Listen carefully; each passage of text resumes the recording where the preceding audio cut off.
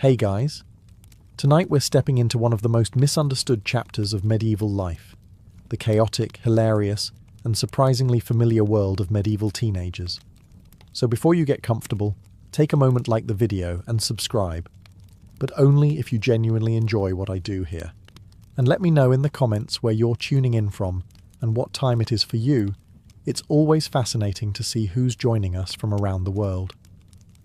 Now, dim the lights, maybe turn on a fan for that soft background hum, and let's ease into tonight's journey together.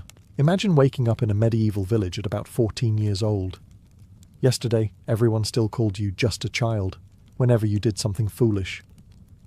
Today, your father is wondering why you haven't already chopped enough firewood to survive the winter. Your mother has a list of chores long enough to qualify as a religious pilgrimage, and your neighbours have started asking when you're going to become a useful member of society. Good morning. Childhood has officially been cancelled. The funny thing is that the Middle Ages didn't really have the idea of a teenager. There wasn't a magical period where adults accepted that you were still figuring yourself out. There was no, "Don't worry, they're only 14. Instead, it was more like, "You're 14. Excellent. Here's an axe. Try not to lose a foot." Needless to say, this system produced interesting results. Depending on where you were born, you might already be leaving home to become an apprentice. One day you're sleeping in your parents' cottage. The next you're living with a blacksmith, baker, carpenter, or tailor who has promised to teach you a valuable trade. He has also promised to shout at you whenever you make a mistake, which, fortunately for him, you'll do several times before breakfast. If you stayed on the family farm, things weren't much gentler. Your alarm clock was a rooster with anger issues. Your daily schedule included feeding animals much larger than yourself, hauling buckets heavy enough to make modern gym memberships seem unnecessary, and working from sunrise until sunset. Somewhere in between, you were expected to develop excellent character. Apparently, exhaustion was considered an educational tool. If you were born into a noble family, don't get too comfortable. Instead of mucking out pigsties, you were expected to master riding, hunting, swordsmanship, etiquette, and enough table manners to avoid embarrassing your family in front of other nobles. You still had adults criticizing everything you did. They simply did it while wearing nicer clothes. Girls faced the same sudden leap into responsibility. You learned spinning, weaving, cooking, brewing, gardening, caring for younger siblings, and managing a household before you'd even finished growing. Noble girls studied music, embroidery, reading, household management, and courtly manners. In either case, everyone seemed convinced that adulthood could be learned by assigning you more work. History suggests otherwise, because despite the endless responsibilities, you were still, inconveniently, a teenager. Your brain wasn't thinking, "I should spend this beautiful spring afternoon improving my economic productivity." It was thinking, "I wonder if my friends are doing something incredibly stupid without me." And they probably were. This is where medieval records become unexpectedly entertaining. Town officials complained constantly about groups of young people making too much noise after dark. Priests grumbled that they giggled during sermons. Guild masters accused apprentices of disappearing when there was work to do, only to mysteriously reappear when dinner was served. Parents wondered why perfectly intelligent children suddenly lost the ability to make sensible decisions whenever three friends were standing nearby. Some mysteries truly are timeless. Older generations also complained that young people cared too much about fashion, spent too much time flirting, stayed out too late, talked back, ignored advice, and believed they knew everything despite having accomplished very little. If that sounds familiar, congratulations. You've discovered one of history's oldest traditions. The hairstyles were different. The shoes were pointier. The questionable decisions simply involved more livestock and fewer smartphones. In fact, if you dropped into a medieval village wearing modern clothes, you'd probably recognize the teenagers immediately. Not because of what they wore, but because one of them would almost certainly be attempting a dangerous idea that began with the words, "Watch this." And that's exactly what makes medieval teenagers so fascinating. Beneath the chainmail, wool tunics, church bells, and muddy roads were young people who laughed too loudly, fell in love too quickly, underestimated consequences with breathtaking confidence, and possessed the remarkable ability to convince every adult around them that the next generation was clearly doomed. As you'll soon discover, they were absolute professionals at it. If you think teenagers invented dressing specifically to annoy their parents, medieval history has some excellent news for you. The year is somewhere around 1350. You've finally earned a little money as an apprentice, or perhaps your parents reluctantly bought you a new outfit after months of complaints. Naturally, your first thought isn't, "I'll purchase something practical." No, your first thought is, "How can I make every respectable adult in town sigh loudly?" Welcome to medieval fashion. Contrary to popular belief, people in the Middle Ages didn't all wander around wearing identical brown sacks. Teenagers especially loved standing out. Bright reds, greens, blues, striped fabrics, flashy belts, colourful hose, fancy hats, embroidered sleeves, and shoes with ridiculously long pointed toes became the medieval equivalent of telling the world, "I'm cooler than everyone else." Adults absolutely hated it. Town councils across Europe repeatedly passed laws trying to limit what young people could wear. Not because colourful clothes were dangerous, but because teenagers kept dressing above their social status. Apparently nothing ruined society faster than an apprentice looking slightly too fashionable. Imagine your mayor holding an emergency meeting because Kevin the blacksmith's apprentice bought an expensive belt. Civilization was clearly hanging by a thread. Shoes became one of the biggest battlegrounds. The fashionable style featured long pointed tips, known today as poulaines, that sometimes stretched several inches beyond the actual foot. Walking in them was already awkward enough. Working in them made even less sense. But practicality has never been the strongest influence on teenage fashion. Some wealthy young nobles wore points so long they had to tie them to their legs with little cords just to avoid tripping over themselves. If you've ever watched someone sacrifice comfort entirely because something looked cool, congratulations. You already understand medieval fashion. Hair caused just as much outrage. Older generations complained constantly that young men spent too much time styling their hair instead of working. They curled it, trimmed it into fashionable shapes, and occasionally wore it much longer than conservative adults considered respectable. Priests wrote sermons criticizing vanity, while fathers wondered why their sons owned combs but mysteriously couldn't remember where they had left the shovel. Girls experimented too. Braided hairstyles became increasingly elaborate. Ribbons appeared everywhere, and fashionable headwear changed almost as quickly as gossip spread through the marketplace. The complaints sound almost identical to modern ones. Why are your trousers so tight? Why are your shoes shaped like that? Why spend money on clothes when you already have perfectly good ones? 800 years later, parents are still asking exactly the same questions. The more things changed, the pointier the shoes became. And for medieval teenagers, that was probably reason enough to wear them. If medieval teenagers had social media, one group would almost certainly have filled their pages with gloomy poetry, dramatic sunset drawings, and captions like, "Nobody understands me." Except they wouldn't have posted it online. They would have written it on expensive parchment, sighed heavily beside a castle window, and recited it to anyone unfortunate enough to make eye contact. Believe it or not, the Middle Ages had their own version of emotionally dramatic teenagers. If you belonged to a noble family, there was a good chance you'd become obsessed with the fashionable idea of courtly love. According to poets, true love wasn't supposed to be simple or happy. That would be far too convenient. Real romance meant longing endlessly for someone you probably couldn't marry, writing poems about your suffering, and staring thoughtfully into the distance whenever possible.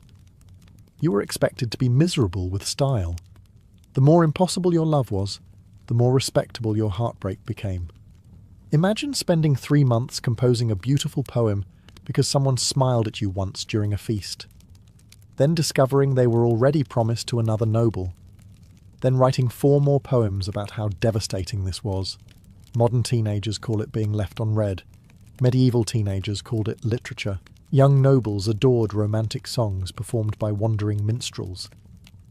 These songs spoke of impossible devotion, endless waiting, sleepless nights, and lovers separated by duty or family honour. After listening to enough of them, it became surprisingly easy to convince yourself that your own life was a tragic masterpiece, even if your greatest hardship that week had been losing a falconry competition. Adults, naturally, found all of this rather exhausting. Parents wanted heirs, political alliances, and respectable marriages. Teenagers wanted destiny. The two rarely agreed. Even outside noble society, young people experienced heartbreak just as intensely. Village dances, church festivals, and market fairs gave boys and girls opportunities to meet, flirt, and occasionally embarrass themselves in spectacular fashion. A rejected invitation to dance could feel like the end of the world, despite the inconvenient fact that tomorrow everyone still had to milk cows together. You couldn't exactly transfer schools. Monks also complained about young people becoming distracted by romance instead of focusing on work or religion. It's almost comforting that even 8 centuries ago, adults believed teenagers spent entirely too much time thinking about each other. Some habits simply refused to go extinct. Of course, not every quiet teenager was secretly composing heartbreaking poetry. Sometimes you simply wandered into the woods because it was one of the few places where nobody expected you to carry water, stack firewood, clean tools, feed chickens, or explain why your friend had somehow fallen into the mill pond again. Solitude was cheaper than therapy. So, while medieval teenagers never dyed their hair black or listened to sad playlists, they absolutely understood dramatic emotions, impossible crushes, and the overwhelming certainty that nobody in history had ever suffered quite as much as they had. History, as always, politely disagrees. If medieval villages had teenagers, medieval cities had apprentices. And if villages occasionally complained about young people causing trouble, cities practically budgeted for it. At first glance, becoming an apprentice sounded wonderfully respectable. Around the age of 13 or 14, you left your family and moved into the home of a master craftsman. Perhaps you would become a blacksmith, a baker, a cooper, a mason, or a tailor. Over the next several years, you would learn a valuable trade, eventually earn your freedom, and hopefully make a decent living. That was the official version. The unofficial version involved a house full of teenagers living together, working long hours, possessing more energy than common sense, and having almost no private supervision once the workday ended. You can probably guess what happened next. Apprentices worked from sunrise until dusk, often 6 days a week. They swept workshops, carried supplies, cleaned tools, pumped bellows, fetched water, and performed every unpleasant task their master could think of before they were trusted with real craftsmanship. By evening, they were tired. Unfortunately, tired did not mean sensible. As soon as work ended, groups of apprentices poured into the streets looking for entertainment. Sometimes that meant friendly games. Sometimes it meant wrestling. Sometimes it meant singing loudly through narrow streets long after respectable people had gone to bed. And sometimes it meant discovering that the apprentices from the neighbouring workshop had been making jokes about your trade. Clearly, diplomacy was no longer an option. Cities across Europe recorded countless fights between rival groups of apprentices. Bakers argued with butchers, weavers insulted fullers, shoemakers clashed with tailors. Historians aren't always certain what started these disputes. It was often something incredibly important, like an insult, or a hat, or someone looking at someone else for slightly too long. The exact reason usually disappeared from the records. The bruises did not. Guild masters constantly complained that apprentices disappeared when work needed doing, yet somehow reappeared the moment food was served. It's an extraordinary coincidence that has survived into the modern workplace. Many apprentices also developed reputations for sneaking into taverns whenever they could. Officially, they were there to enjoy a mug of ale after a hard day's work. Unofficially, they were there because every other apprentice was there. Peer pressure did not wait for the invention of high school. Curfews attempted to solve the problem. Many towns required young people to return home after the evening bell. Patrols walked the streets looking for anyone still wandering about. This worked almost as well as telling teenagers not to do something because it's dangerous. Being caught outside after curfew could lead to fines, punishment from your master, or an uncomfortable conversation involving disappointed adults using phrases like, "I'm not angry," which, even in the Middle Ages, was usually much worse. Despite all the complaints, apprentices were the future of every medieval city. They would become the craftsmen who built houses, forged swords, baked bread, and kept towns alive. But first, they had to survive the remarkably difficult challenge of being 16. History suggests that was often the harder job. If you ever find yourself thinking, "My parents just don't understand me," medieval history has some comforting news. Neither did yours. The average medieval household wasn't exactly built for privacy. Entire families often lived, ate, worked, argued, and slept in the same building. If you wanted a dramatic exit after an argument, your options were fairly limited. You could storm outside, and then probably run into your uncle feeding the pigs. Escaping emotionally was difficult when everyone knew exactly where you had gone. Parents depended on their children. This wasn't just about teaching responsibility. A farm needed every pair of hands it could get. A workshop relied on apprentices. Every chore left unfinished usually became someone else's problem, and that someone was often your father. Which explains why medieval parents developed a remarkable ability to become irritated before breakfast. Have you fed the chickens? Yes. The hungry chickens disagree. The arguments themselves would sound surprisingly familiar today. Parents insisted you were wasting time. You insisted you were just about to do it. Parents wanted you to focus on work. You wanted to see your friends. Parents believed you spent entirely too much time thinking about boys or girls. You believed they were ruining your life. Human civilization, it turns out, has been running this script for centuries. One major difference was that medieval parents had much bigger decisions to make on your behalf. By your mid-teens, conversations about your future became unavoidable.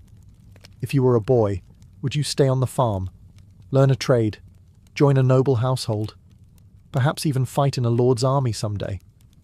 If you were a girl, discussions about marriage could begin surprisingly early. Families often thought about practical matters first: land, alliances, financial security, and reputation. Meanwhile, you were probably wondering whether the person you liked might also be attending the next village festival. Priorities rarely aligned. Teenagers also had an unfortunate habit of believing they knew better than adults who had somehow survived 40 years without their advice. Parents would explain why something was a terrible idea. You would confidently ignore them. Several hours later, you would accidentally prove them correct. This educational method remains remarkably popular. Church officials frequently preached that young people should obey their parents without complaint. The fact that they repeated this message so often suggests the audience wasn't listening particularly carefully. Medieval sermons are full of warnings against stubborn youth, disrespectful children, and sons who answered back. Apparently, eye-rolling existed long before mirrors became affordable. Not every household was filled with constant arguments, of course. Many families were close, working side by side every day, and relying on one another to survive difficult harvests, harsh winters, and unexpected illness. But affection didn't eliminate frustration. Imagine spending 12 straight hours together every single day. No television, no headphones, no separate bedrooms, no convenient excuse about your phone battery dying. Just endless proximity. By the end of harvest season, even the saints might have considered taking a very long walk. Yet despite the disagreements, parents understood something teenagers often didn't. Childhood was ending quickly. The carefree years were disappearing, replaced by responsibilities that would last a lifetime. Adults worried because they knew how hard the future could be.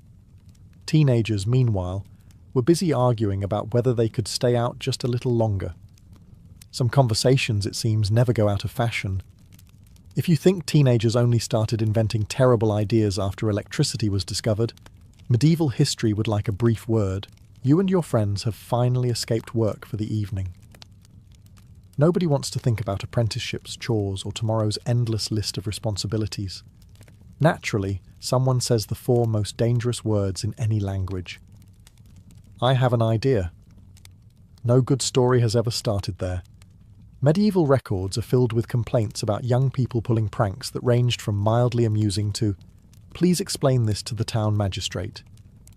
One favourite target was livestock, not because anyone disliked the animals, but because moving a pig, goat, or donkey into the wrong place created absolute chaos. Imagine opening your workshop in the morning to discover 3 confused sheep calmly inspecting your expensive tools. The sheep were innocent. Your friends definitely weren't. Then there were the carts. A group of bored teenagers could quietly move someone's cart during the night and leave the owner searching half the village the next morning. It wasn't exactly grand larceny. It was simply being spectacularly annoying. Church bells were another irresistible temptation. These bells weren't just decorative. They announced fires, funerals, emergencies, religious services, and important town meetings. Ringing one at the wrong time sent people running into the streets expecting disaster. Instead, they found 6 teenagers trying very hard not to laugh. Oddly enough, priests failed to appreciate the joke. Some young people thought it would be hilarious to knock on doors late at night before disappearing into the darkness. Others threw mud, fruit, or handfuls of straw at their friends during festivals, usually starting chain reactions that involved dozens of people who had absolutely nothing to do with the original prank. History rarely remembers who threw the first apple. It remembers the brawl that followed. Festivals made everything worse. Large crowds, music, dancing, ale, and very little supervision created conditions that every teenager interpreted as unlimited opportunity. Someone climbed a roof. Someone else climbed after him because apparently bad ideas become better when they're shared. Soon half the square was watching adults attempt to convince 2 laughing teenagers that rooftops were not intended for recreational purposes. The adults were unsuccessful. Even monasteries weren't completely safe. Monks occasionally complained about local youths sneaking near monastery grounds simply to make noise, shout jokes, or interrupt the peaceful silence. Imagine dedicating your life to quiet contemplation only to hear someone outside imitating a chicken for reasons known only to teenagers. Faith is tested in many ways. Sometimes it wears muddy boots. Of course, not every prank stayed harmless. A joke involving fire could quickly become terrifying in towns built largely from wood and thatch. A prank involving frightened horses could injure people. What began as laughter sometimes ended with angry neighbours, damaged property, and an appearance before local officials. Which raises an important question. Did punishment stop teenagers from trying again? Absolutely not. If anything, medieval adults spent centuries writing new rules because every generation of young people discovered entirely new ways to ignore the old ones. Some traditions are simply impossible to outlaw. If you imagine medieval teenagers quietly heading home after work with a wholesome desire to reflect on the day's lessons, you have clearly never met a group of teenage boys with absolutely nothing scheduled for the evening. Once the work was finished and the masters stopped watching, you and your friends naturally gathered together. At first, it was innocent enough. You talked about work, complained about your parents, laughed about someone's embarrassing mistake, and argued over who was strongest. Then someone from the next street walked past. Unfortunately, he looked slightly too confident. Across medieval Europe, towns often developed fierce neighbourhood rivalries. Teenagers living on one street formed close groups with the boys they had grown up beside. Those from another district did exactly the same. Nobody officially declared war. It simply happened. One insult led to another. One shove became 3. Suddenly, 30 young men were charging at each other with the enthusiasm of people who had completely forgotten how much tomorrow's bruises were going to hurt. Town records are full of complaints about these fights. Sometimes they broke out during festivals, sometimes after church, sometimes on ordinary afternoons because apparently Tuesday seemed like an excellent day for public violence. The reasons were often spectacularly unimpressive. Someone bumped into someone borrowed something and forgot to return it. Someone called someone else's friend an idiot. To be fair, medieval insults were apparently considered legally binding invitations to settle matters immediately. Weapons were technically forbidden in many towns, especially after dark. Local governments repeatedly ordered young men not to carry swords, knives, clubs, or staffs through the streets. Teenagers responded by carrying them anyway. It's almost as if rules weren't their strongest interest. Not every confrontation became a full-scale brawl. Often, it was more about reputation than actual fighting. You couldn't let another group think you were weak. If someone challenged your friends, you stood beside them. Were you certain what had happened? Not really. Had you asked for both sides of the story? Of course not. Your friend said, "They're looking for trouble." That was apparently sufficient evidence. Adults watched these rivalries with increasing frustration. Merchants hated them because they frightened customers. Priests hated them because they disrupted public order. Town officials hated them because every fight meant paperwork, fines, witnesses, and yet another meeting about the problem with today's youth. Some council members probably dreamed of inventing adulthood several years earlier, just to calm everyone down. The funniest part is that these sworn enemies often became perfectly respectable adults later in life. The apprentice who spent his evenings chasing rivals through muddy streets eventually became the town baker. The boy throwing punches at the harvest festival grew into a respected merchant with 3 children who constantly complained about teenagers. History has a magnificent sense of humour, because somewhere decades later, that same former troublemaker was undoubtedly shaking his head at a noisy group of 15-year-olds and muttering the immortal words, "Young people just aren't what they used to be." His former opponents probably nodded in complete agreement. If there's one thing medieval adults underestimated, it was a teenager's ability to become hopelessly in love after approximately 7 seconds of eye contact. You're 15 years old. You've just spent the entire morning hauling sacks of grain, chopping wood, or learning how not to destroy your master's expensive tools. Then you arrive at the village festival. Across the square, someone smiles at you. Well, there goes your ability to think rationally for the rest of the week. Despite what films often suggest, medieval villages weren't places where young people lived completely separate lives. Markets, church services, harvest celebrations, weddings, saints' feast days, and seasonal festivals brought everyone together. For teenagers, these weren't simply community events. They were opportunities. You weren't just attending the May Day celebration. You were hoping someone specific would be there, preferably looking in your direction. Boys suddenly discovered fascinating reasons to walk past the same market stall 6 different times. Girls somehow found themselves helping near the village well far more often than strictly necessary. Historians can't fully explain this remarkable coincidence. Teenagers probably could.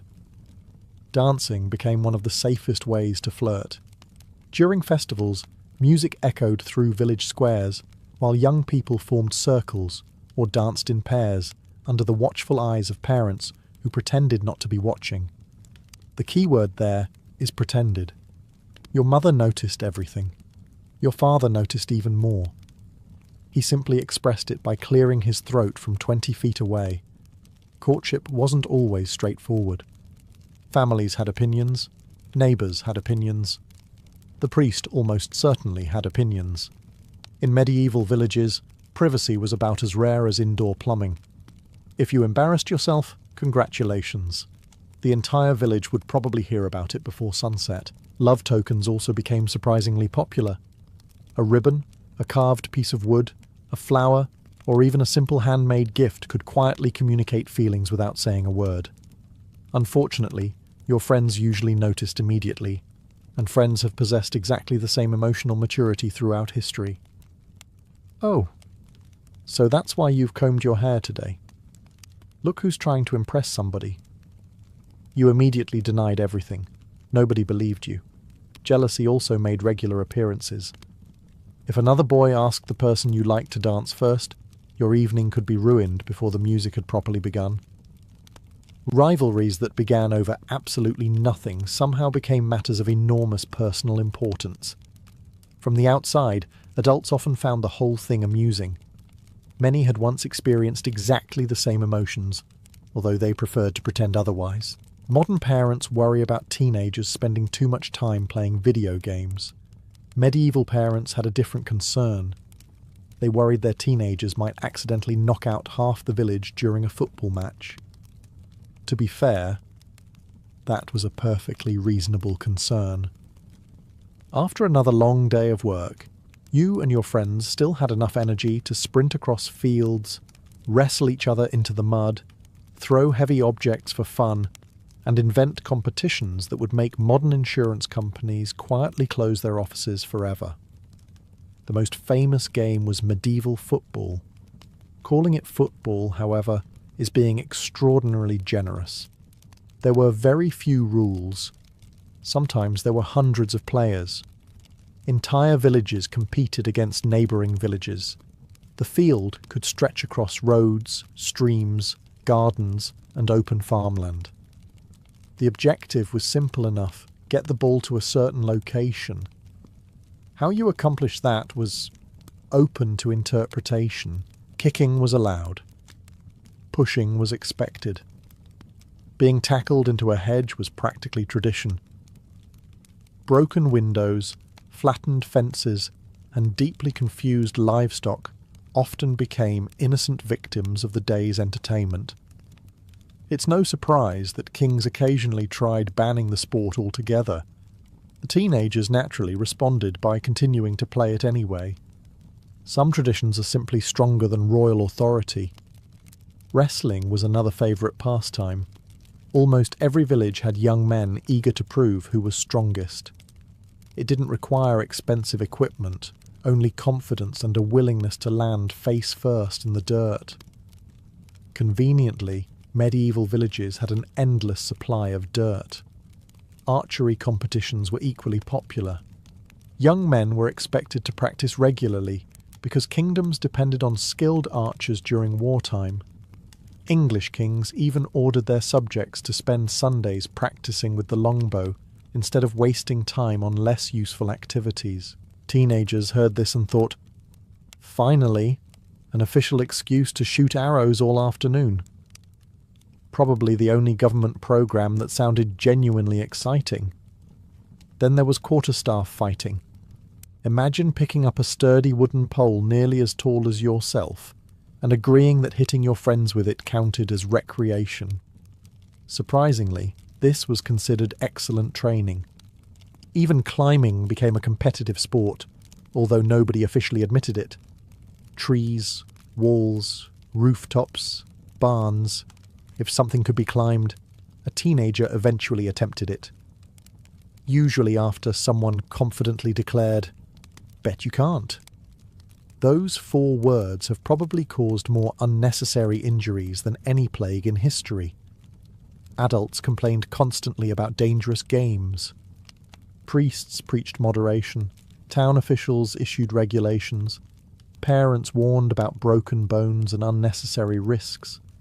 Teenagers listened politely, then immediately challenged each other to see who could jump the widest ditch. Some things never change. Whether you were racing through muddy fields, wrestling beside a river, or chasing a football through 3 different farms, while someone's furious goose attacked everyone equally, medieval sports weren't just about winning. They were about showing courage, impressing your friends, catching the attention of someone you secretly liked, and proving that common sense was an obstacle best ignored until at least your 20s. History suggests that strategy remained remarkably popular. If there's one skill medieval teenagers mastered with remarkable consistency, it was believing they had a better plan than every adult around them. Sometimes they were right. Most of the time, well, that's why court records exist. By the time you reached your mid-teens, everyone seemed to have your future mapped out. Your parents expected you to continue the family trade. Your master expected years of loyal service. The local priest expected respectable behaviour. The Lord expected obedience. The only person who hadn't been consulted was you. Naturally, this created problems. One of the biggest was apprentices running away. An apprenticeship could last anywhere from 5 to 7 years, sometimes even longer. You lived in your master's house, followed his rules, worked exhausting hours, and had very little freedom. A good master could teach you a valuable profession and treat you almost like family. A bad master. Let's just say he provided excellent motivation to become an excellent runner. Records from medieval towns mention apprentices disappearing without permission, abandoning their contracts, or simply deciding that another city looked considerably more appealing. The escape plan usually sounded simple. I'll just leave. The complicated part came afterward. You had no wages saved, few possessions, and no convenient train station waiting outside the city gates. Walking to another town could take days, and if your master reported you, local officials might send you straight back. Freedom, it turned out, involved considerably more walking than expected. Some teenagers ignored rules for less dramatic reasons. Curfew? More of a suggestion. Church attendance? I'll definitely be there next week. Helping with harvest? My back suddenly hurts. It was an astonishing medical condition that disappeared the moment friends suggested going swimming in the river. Parents remained unconvinced. Then there was the eternal question of marriage. Families often had practical expectations. They considered property, reputation, financial stability, and useful alliances. Teenagers, unfortunately, insisted on introducing emotions into the discussion. Some young couples secretly met despite their parents' objections. Others exchanged small gifts, arranged quiet meetings during festivals, or found excuses to cross paths while fetching water or visiting the market. The entire village usually noticed within 3 days. Villages were wonderfully efficient at sharing information. If you whispered something on Monday, your grandmother somehow knew by Tuesday morning. And she lived 2 villages away. Occasionally young people simply disappeared together. Not forever. Just long enough to convince both families that perhaps allowing the marriage would be easier than dealing with the gossip. It wasn't common, but it happened often enough for medieval authorities to take notice. Adults constantly complained that teenagers were impatient. They wanted independence immediately, respect immediately, freedom immediately. The amusing part is that every older generation had once behaved exactly the same way. They simply remembered themselves as being much wiser. History strongly suggests otherwise.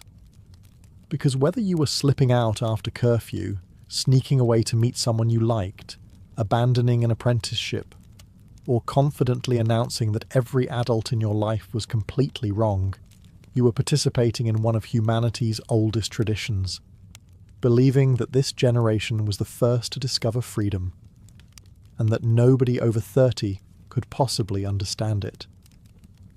Every teenager eventually has that one moment. You and your friends have spent the last 5 minutes confidently explaining why your latest idea is completely harmless. Then an adult appears.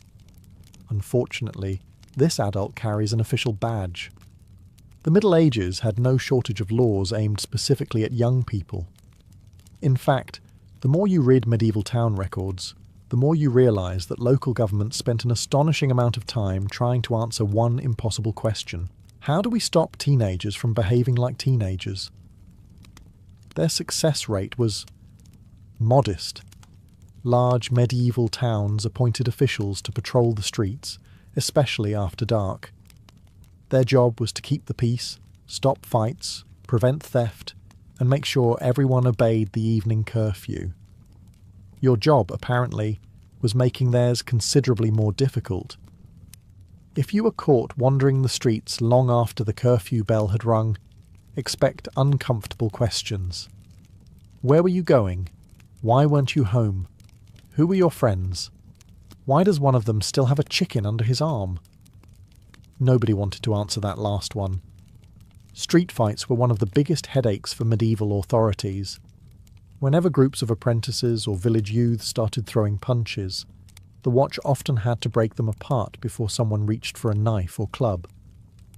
Town officials weren't necessarily shocked by the fighting. They were simply tired of writing reports about it.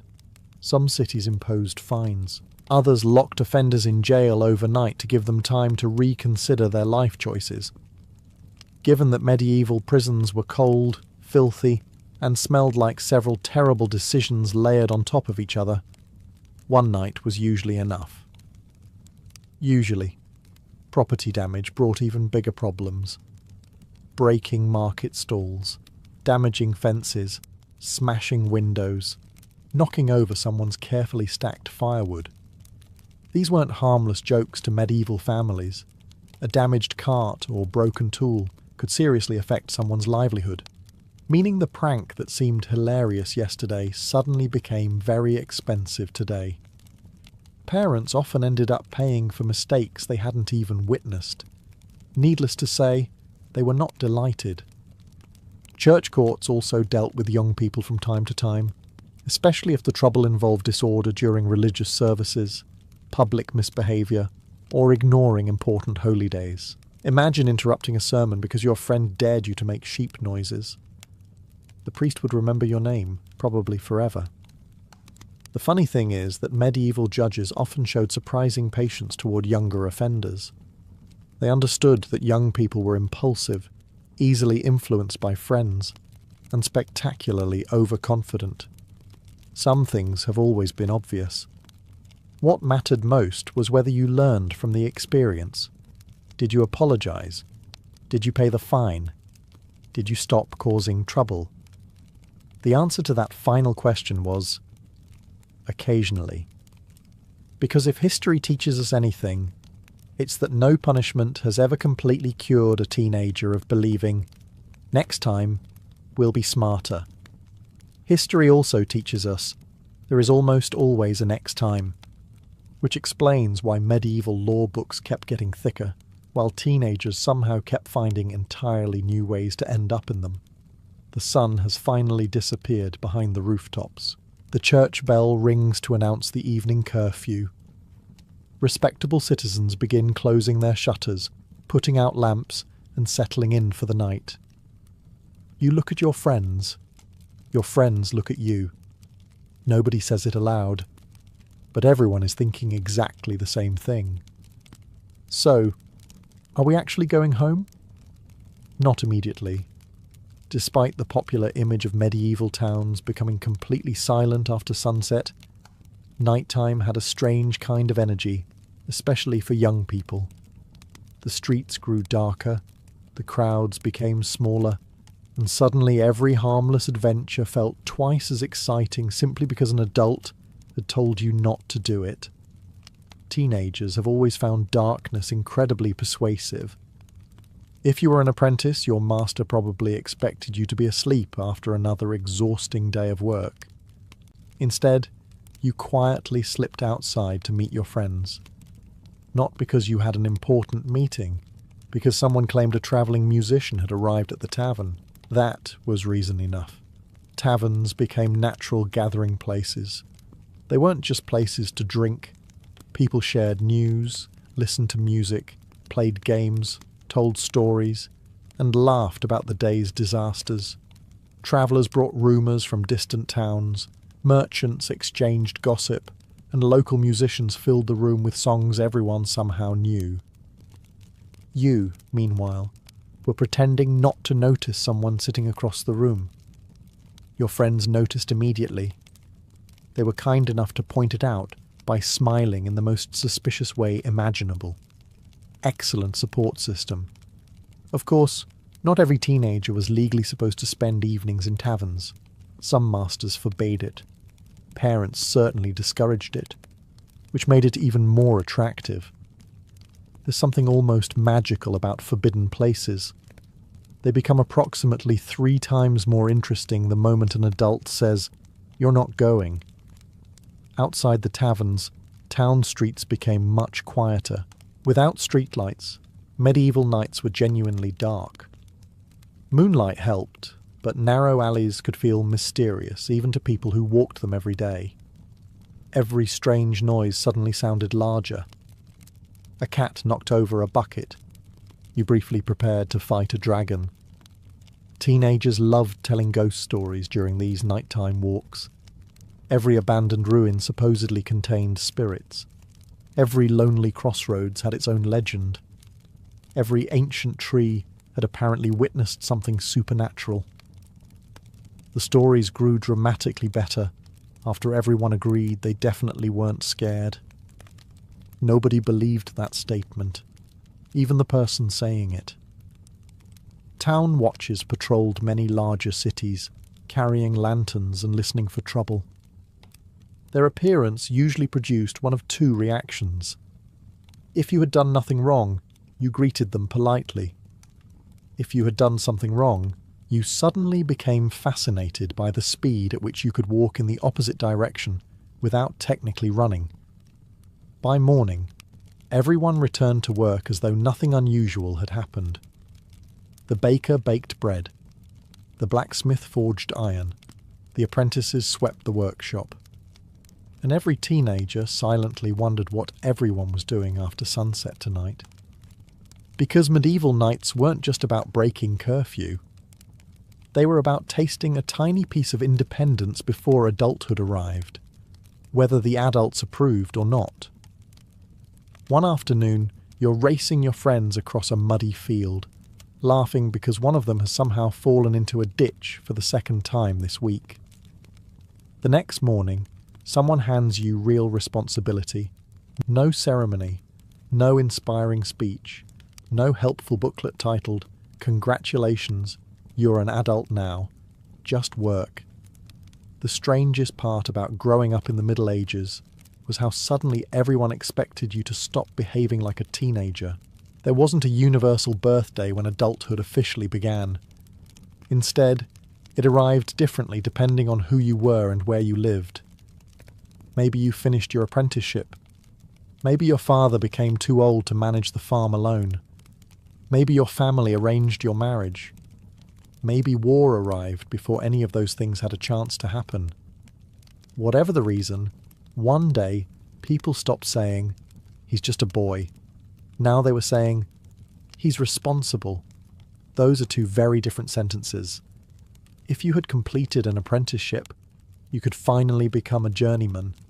After years of sweeping floors, carrying heavy loads, and being blamed for mistakes you didn't even witness, you were now trusted to produce quality work yourself, which sounded wonderful, until you realised mistakes were now entirely your fault. No more hiding behind the master. If you stayed in the countryside, adulthood often meant taking over larger parts of the family farm.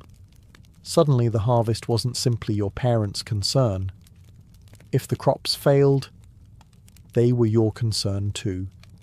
That funny little game called "I'll deal with it later" became considerably less entertaining.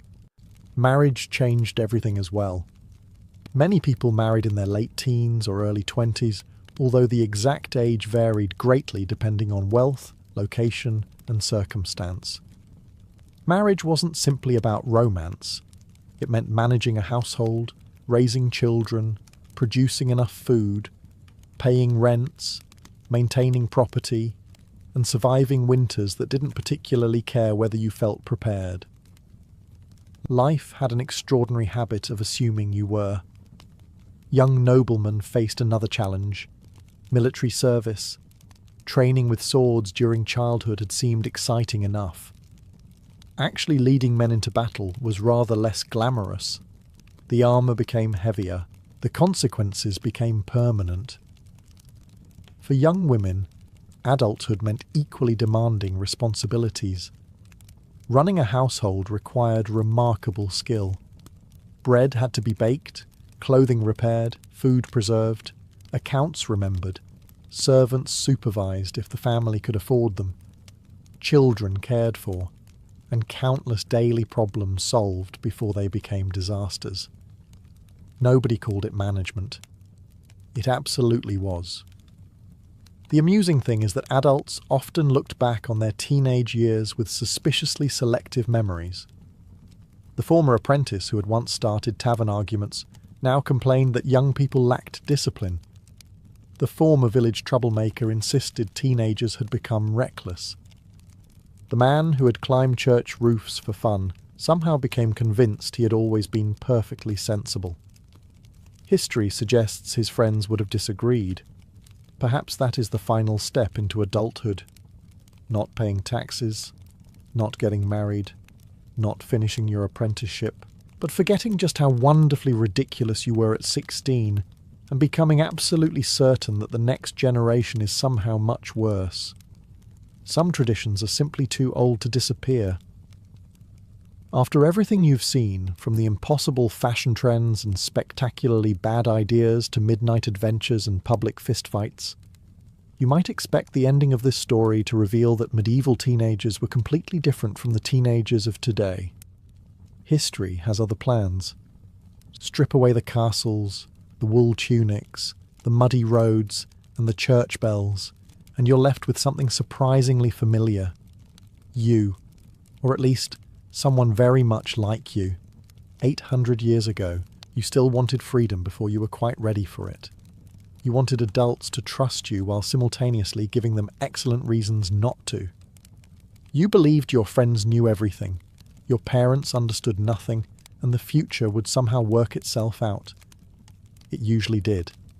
Eventually, medieval adults complained endlessly that young people were lazy, disrespectful, obsessed with appearance, distracted by romance, unwilling to work hard enough, and constantly inventing new ways to waste time.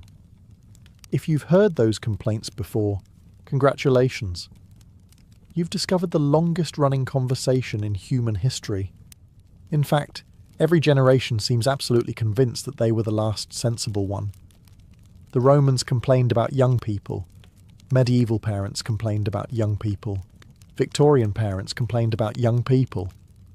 Today, someone is probably complaining about young people, while a teenager nearby is confidently explaining why the adults just don't get it. The cycle remains beautifully unbroken. Of course, medieval teenagers faced challenges that would seem unimaginable today. Many left home before they were old enough to vote by modern standards. They worked exhausting days, survived deadly diseases, and lived in a world where a poor harvest could threaten an entire community. Yet somehow, even surrounded by those hardships, they still found time to laugh with friends, fall hopelessly in love, wear clothes their parents hated, stay out later than they should, pull ridiculous pranks, argue with authority, and chase excitement whenever life gave them the smallest opportunity.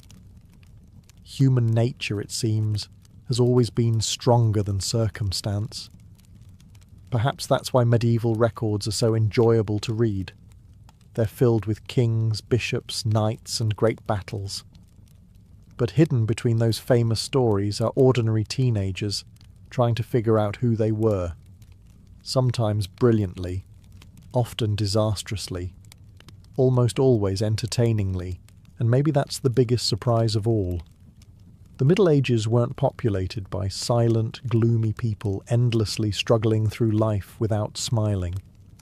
They joked, argued, flirted, competed, made terrible decisions, embarrassed themselves in public, and occasionally forced exhausted adults to invent entirely new rules because the old ones clearly weren't working. In other words, they grew up, just like every generation before them, and every generation since. So the next time someone claims that teenagers have completely lost their minds, and that things were far better back in the old days, remember the medieval apprentice wearing absurdly pointy shoes, sneaking out after curfew to meet friends, starting a fight over an insult he couldn't even remember the next morning, then arriving home convinced that none of it had been his fault. History would simply smile, and quietly reply, "We've seen this before." When you think of ancient fashion, your mind probably jumps straight to white marble statues wrapped in flowing robes, Egyptian pharaohs wearing impossible amounts of gold, or Roman senators looking permanently overdressed for the weather. It all seems wonderfully distant. preserved behind museum glass and history books thick enough to stun an ox. But look a little closer, and something rather surprising begins to happen. Many of the clothes, accessories, and beauty habits you see every day are not modern inventions at all. They are simply very old ideas wearing new labels. Fashion, despite its reputation for constantly changing, is remarkably stubborn. It loves pretending to reinvent itself while quietly borrowing from civilizations that disappeared thousands of years ago. Humans have always wanted to look attractive, display status, stay comfortable, and occasionally make their neighbours just a little bit jealous. The methods change. The motivations rarely do. Thousands of years before fashion magazines declared what was in or out, people along the Nile River carefully applied cosmetics before leaving home. Greek craftsmen stitched elegant sandals that would not look entirely out of place on today's beaches. Roman women layered garments in ways that modern designers still imitate, while wealthy Persians experimented with luxurious fabrics and tailored clothing that would influence fashion for centuries. Even jewellery tells the same story. Rings, necklaces, bracelets, earrings, hairpins, and decorative belts have survived not because they are ancient curiosities, but because they simply work. Gold still shines exactly as it did when Egyptian nobles admired it beneath the desert sun. Pearls remain elegant despite having been fashionable since long before Julius Caesar was making political enemies at an impressive pace. Of course, not every ancient trend deserves a comeback. Some hairstyles required enough oil to fry tonight's dinner, and certain cosmetics contained ingredients that modern doctors would describe with considerable concern. Looking fashionable was occasionally a dangerous hobby. Vanity has always demanded sacrifices, although preferably not involving lead poisoning. One of the biggest misconceptions about ancient clothing is that everyone dressed alike. In reality, fashion changed constantly, depending on wealth, occupation, region, climate, religion, and social status. A Roman senator dressed very differently from a Roman baker, just as an Egyptian queen hardly resembled the farmer harvesting grain outside Memphis. Over the next chapters, you'll discover that ancient wardrobes were far more sophisticated than most people imagine. From timeless sandals to layered clothing, from perfumes to cosmetics, from carefully chosen colours to luxurious fabrics. Many of today's biggest fashion trends are not new creations at all. They are simply history's favourite outfits making yet another entrance, proving that while civilizations may rise and fall, good style is remarkably difficult to bury. If there is one piece of ancient fashion that absolutely refused to stay in the past, it is the humble sandal. Long before sneakers conquered the world, and long before anyone argued about limited edition trainers, people had already discovered that a flat sole attached to your foot with a few well-placed straps was surprisingly difficult to improve upon. The story begins thousands of years ago in ancient Egypt.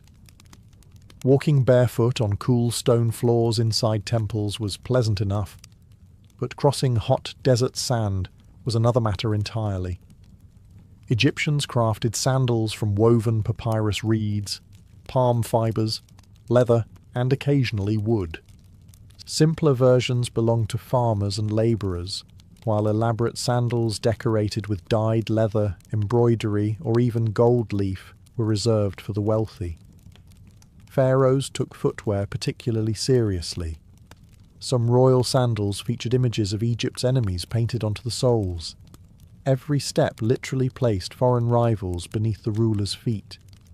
It was political propaganda expressed through footwear.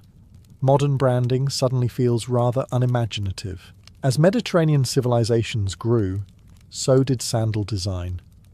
The Greeks transformed practicality into elegance. Their sandals were carefully shaped to fit the foot and secured with leather straps that wrapped gracefully around the ankle. Shoemakers experimented with different patterns, creating styles that distinguished men from women and citizens from soldiers. Beauty mattered immensely in Greek society. A well-crafted sandal complemented flowing garments and balanced the proportions of the body, reflecting the Greek fascination with harmony. Even footwear became part of their philosophy that beauty and function should exist together. The Romans, naturally, approached the subject with typical efficiency. They created dozens of different sandal styles, depending on occupation and status. Soldiers marched across Europe wearing sturdy military sandals called caligae, fitted with thick leather soles reinforced by iron hobnails. These shoes endured mud, mountains, forests, and battlefields with remarkable reliability. Meanwhile, wealthy Roman citizens wore softer leather sandals indoors, while senators and magistrates often displayed distinctive footwear that immediately revealed their rank. In Rome, people could often judge your profession before you spoke simply by looking at your feet. Fast forward 2,000 years, and ancient ideas continue walking beside us. Every summer, fashion magazines enthusiastically announce the return of leather sandals, lace-up sandals, minimalist sandals, or the famous gladiator sandal. Designers unveil them as exciting new collections, while somewhere an ancient Roman shoemaker would probably smile and quietly wonder what took everyone so long. Some trends disappear forever, others simply wait patiently until the world remembers how comfortable they were. Sandals belong firmly in the second category, proving that sometimes the oldest solutions remain the smartest ones. If you walked into the dressing room of a wealthy Egyptian noblewoman around 3,000 years ago, you might be surprised by how familiar it looked. There would be mirrors polished from bronze, carefully carved cosmetic containers, scented oils, small brushes, powders, and pigments arranged with impressive care. The only obvious difference would be the absence of electric lighting and someone explaining a 12-step skincare routine on social media. Ancient people did not simply throw on whatever was available. Cosmetics were a serious business, combining fashion, religion, medicine, and social status into a daily ritual. The Egyptians were perhaps the undisputed masters of ancient beauty. Both men and women regularly lined their eyes with black coal, creating the dramatic almond-shaped look that still appears on fashion runways today. The dark lines were undeniably beautiful, but they also served practical purposes. They reduced the glare of the powerful Egyptian sun and helped protect sensitive eyes from blowing sand. Some ingredients even had mild antibacterial properties, meaning that looking elegant occasionally came with genuine health benefits. It may be one of the few moments in beauty history when makeup could honestly claim to improve your well-being. Green eyeshadow also became fashionable, made from crushed malachite, while red ochre provided colour for lips and cheeks. Wealthier Egyptians stored these cosmetics inside beautifully carved stone jars or ivory containers, transforming makeup into both an art and a luxury. The Greeks admired a rather different ideal. They favoured smoother, paler skin, believing it reflected refinement and a life spent indoors rather than working beneath the Mediterranean sun. Women applied powders to lighten their complexions and used subtle colours on their lips and cheeks. Unfortunately, not every beauty secret aged as gracefully as the hairstyles. Some whitening products contained lead compounds, which produced the desired appearance while quietly causing serious health problems. The mirror rarely mentioned this unfortunate detail. Roman women inherited many Greek practices but expanded them dramatically. Cosmetic recipes circulated throughout the empire, perfumes arrived from Arabia and India, and expensive creams promised softer skin, fewer wrinkles, and greater beauty. If those promises sound familiar, congratulations. Advertising has apparently changed very little over the last 2,000 years. Even skincare became an obsession. Milk baths, honey masks, olive oil cleansers, and herbal lotions were all recommended by Roman writers. Some treatments genuinely moisturised the skin, while others probably worked best by convincing people they had invested enough money to feel prettier. Today, eyeliner, lipstick, blush, perfume, facial creams, and elaborate skincare routines fill bathroom shelves across the world. They may come in sleeker packaging, but the desire behind them remains ancient. Fashion evolves, trends come and go, but humanity's determination to look refreshed after a poor night's sleep appears to be completely timeless. Layering clothes feels like a thoroughly modern invention. Open any autumn fashion magazine and you'll find endless advice about combining jackets, scarves, sweaters, shirts, and accessories into the perfect outfit. Yet people mastered the art of layering thousands of years before anyone coined the phrase fall collection. The ancient world understood something that never goes out of style. Wearing several lighter garments is often far more practical than relying on one heavy piece of clothing.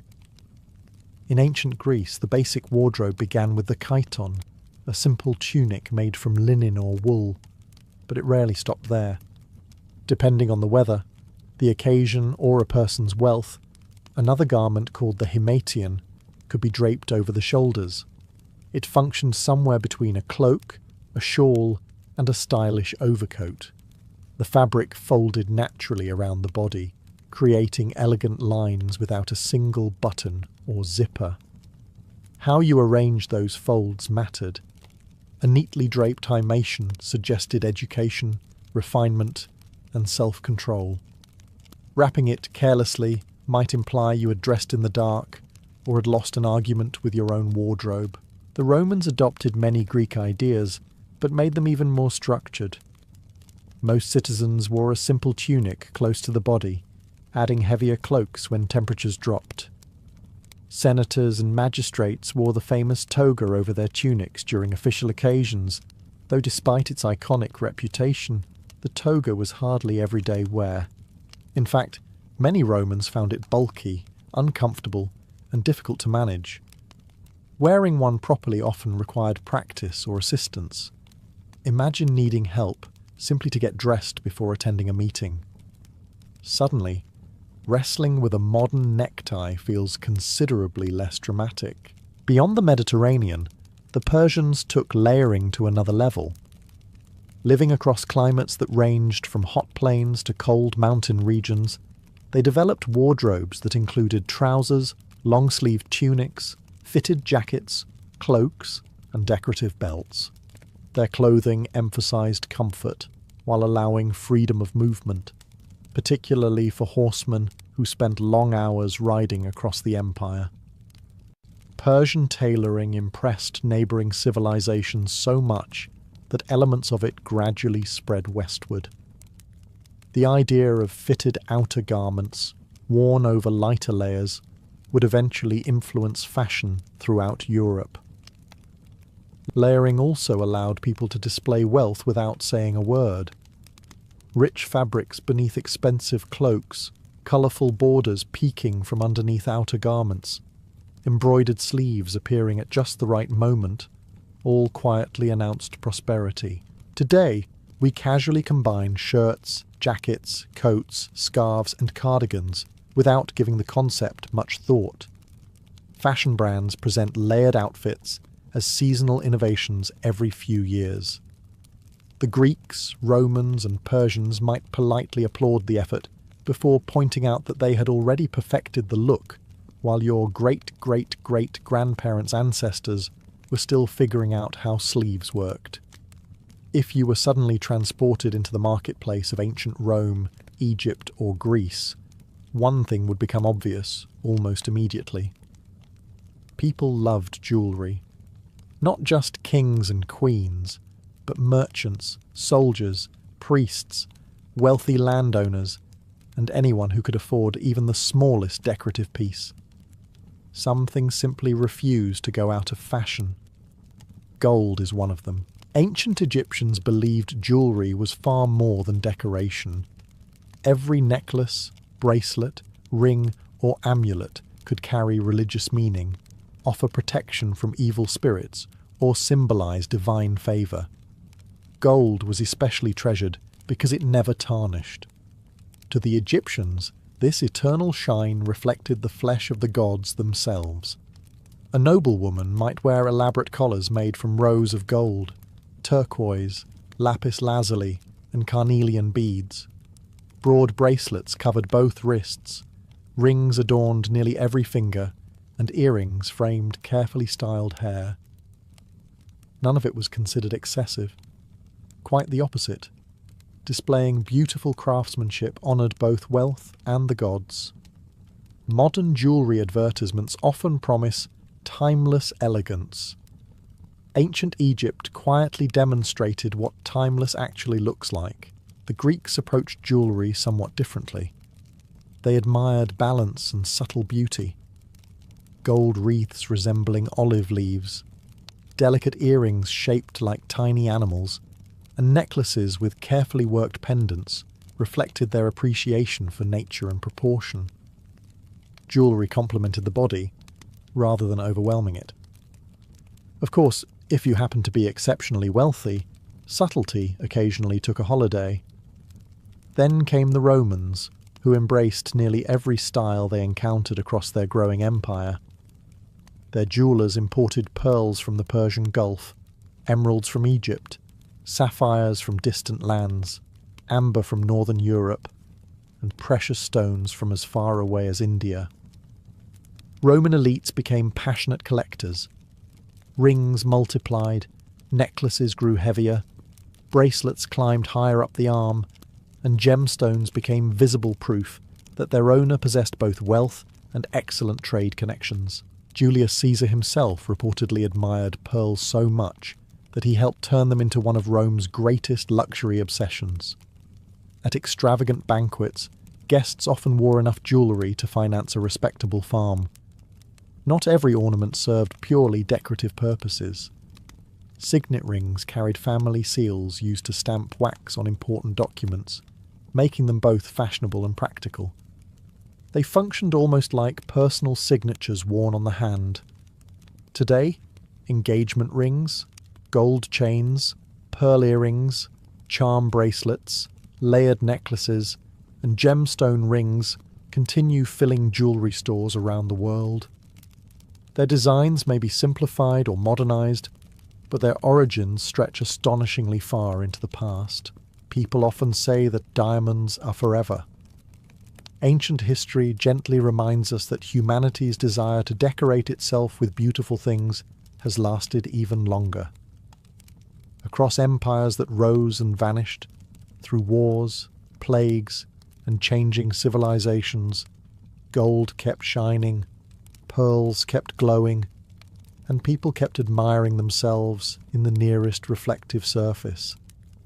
Some habits, it seems, are truly immortal. Long before fashion houses announced that this year's colour was the one everyone absolutely needed, ancient civilizations already understood that colour could speak louder than words.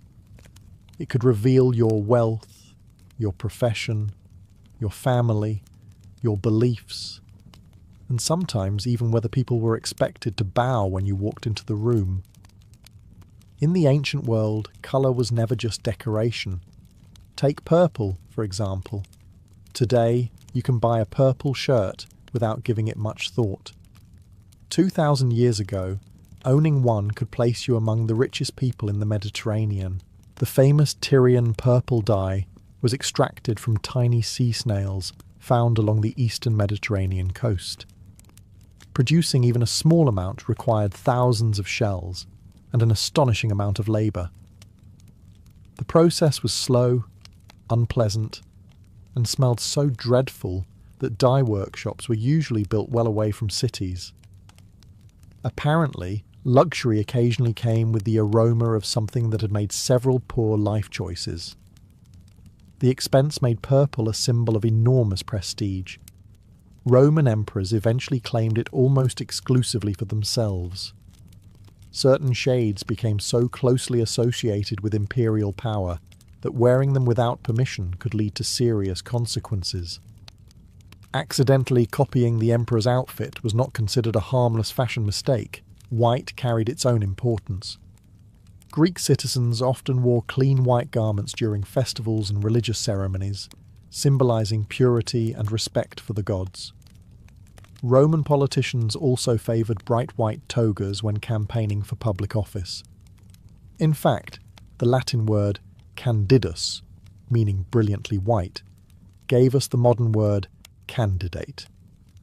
The idea was simple enough. If your clothes looked spotless, perhaps your character did as well. History, of course, suggests that laundry alone was not always enough. Egyptians embraced lighter colours for practical reasons. White linen reflected the desert sun while remaining comfortable in intense heat.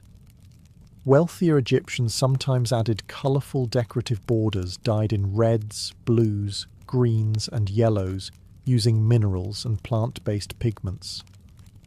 Bright colours demonstrated access to skilled craftsmen and expensive materials. Across Persia, brilliant reds, deep blues, emerald greens, and richly patterned textiles became hallmarks of aristocratic dress. Royal courts celebrated vibrant fabrics that reflected both artistic sophistication and the empire's vast trade networks stretching across Asia. Today, colour continues performing many of the same jobs it did in antiquity. Black suggests elegance. White still appears at weddings in much of the Western world. Purple retains an association with luxury. Gold evokes prestige, while red confidently attracts attention. Fashion may constantly invent new palettes, but the emotional language of colour has remained surprisingly consistent.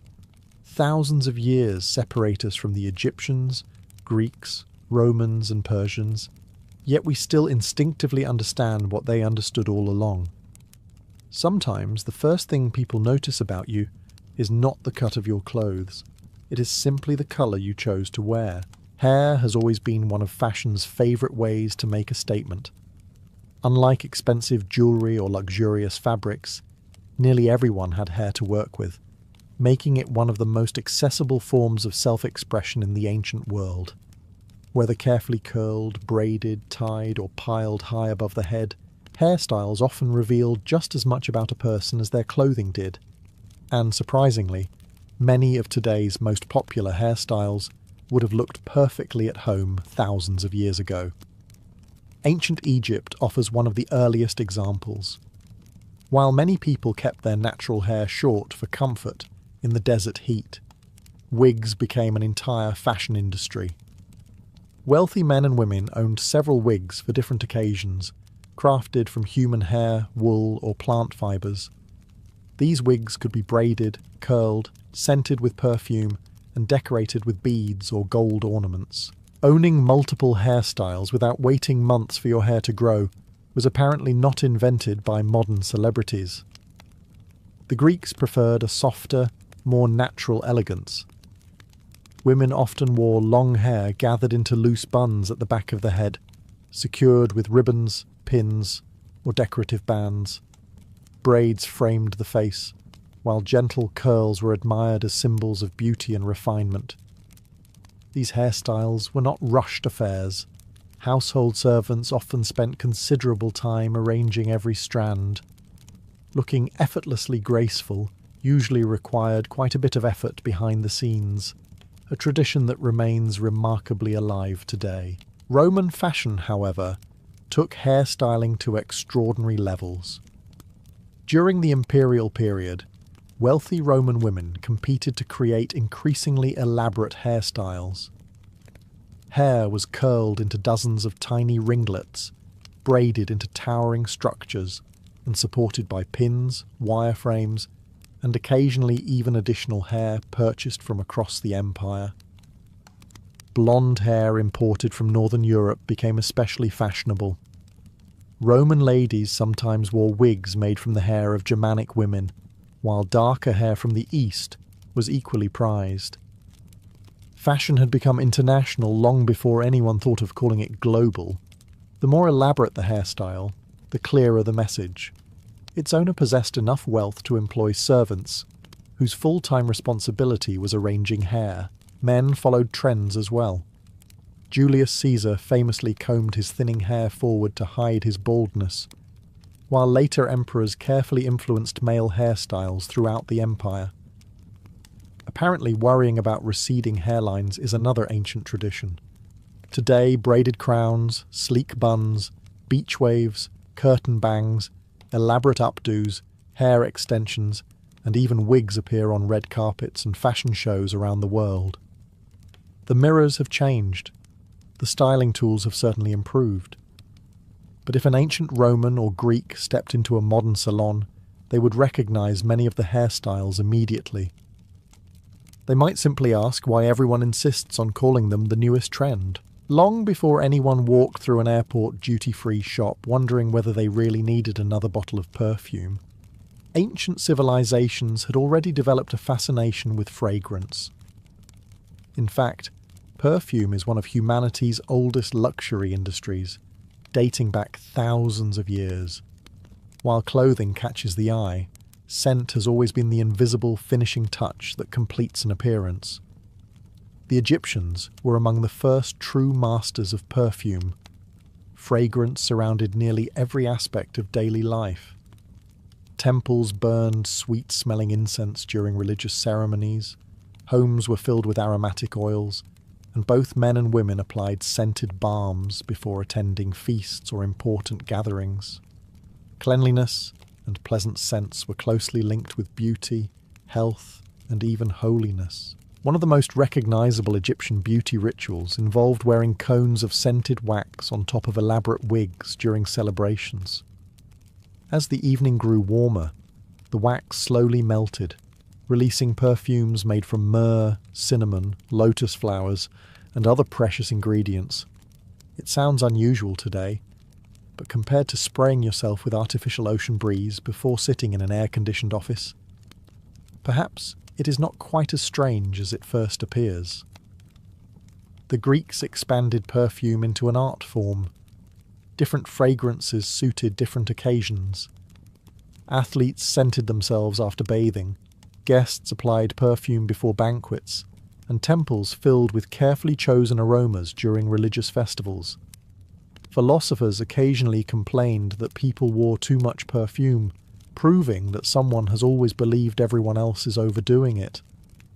The Romans, naturally, embraced the trend with enthusiasm. Perfume flowed throughout Roman society. Wealthy citizens scented their hair, clothes, furniture, dining rooms, and even household pets. Banquet halls sometimes featured rose petals scattered across the floor, while servants sprayed fragrant water into the air between courses. Roman writers occasionally mocked this obsession, joking that some citizens could be smelled before they could be seen. For centuries, Roman authors simply could not stop writing about the Germanic tribes. Again and again, these northern peoples appeared in military reports, historical accounts, biographies, poems, and political speeches. Some writers admired them, others feared them, many exaggerated them. Yet almost every Roman who wrote about the frontiers seemed to have an opinion. The question is, why? After all, Rome ruled an empire stretching from the deserts of Egypt to the misty hills of Britain. It commanded cities filled with marble temples, aqueducts, libraries, theatres, and roads that seemed to reach every corner of the known world. Compared to such grandeur, the forests beyond the Rhine River appeared wild, remote, and sparsely populated. And yet those forests fascinated the Romans far more than many of the provinces they actually controlled. To understand why, imagine yourself as a Roman merchant or soldier standing on the western bank of the Rhine during the 1st century after Christ. Behind you lies one of the greatest empires in history. Before you stretches an immense wilderness of dark forests, broad rivers, marshes and hills that disappear into the distance. There are no Roman roads cutting neatly through the landscape. No cities built around forums and bathhouses. No familiar villas surrounded by vineyards.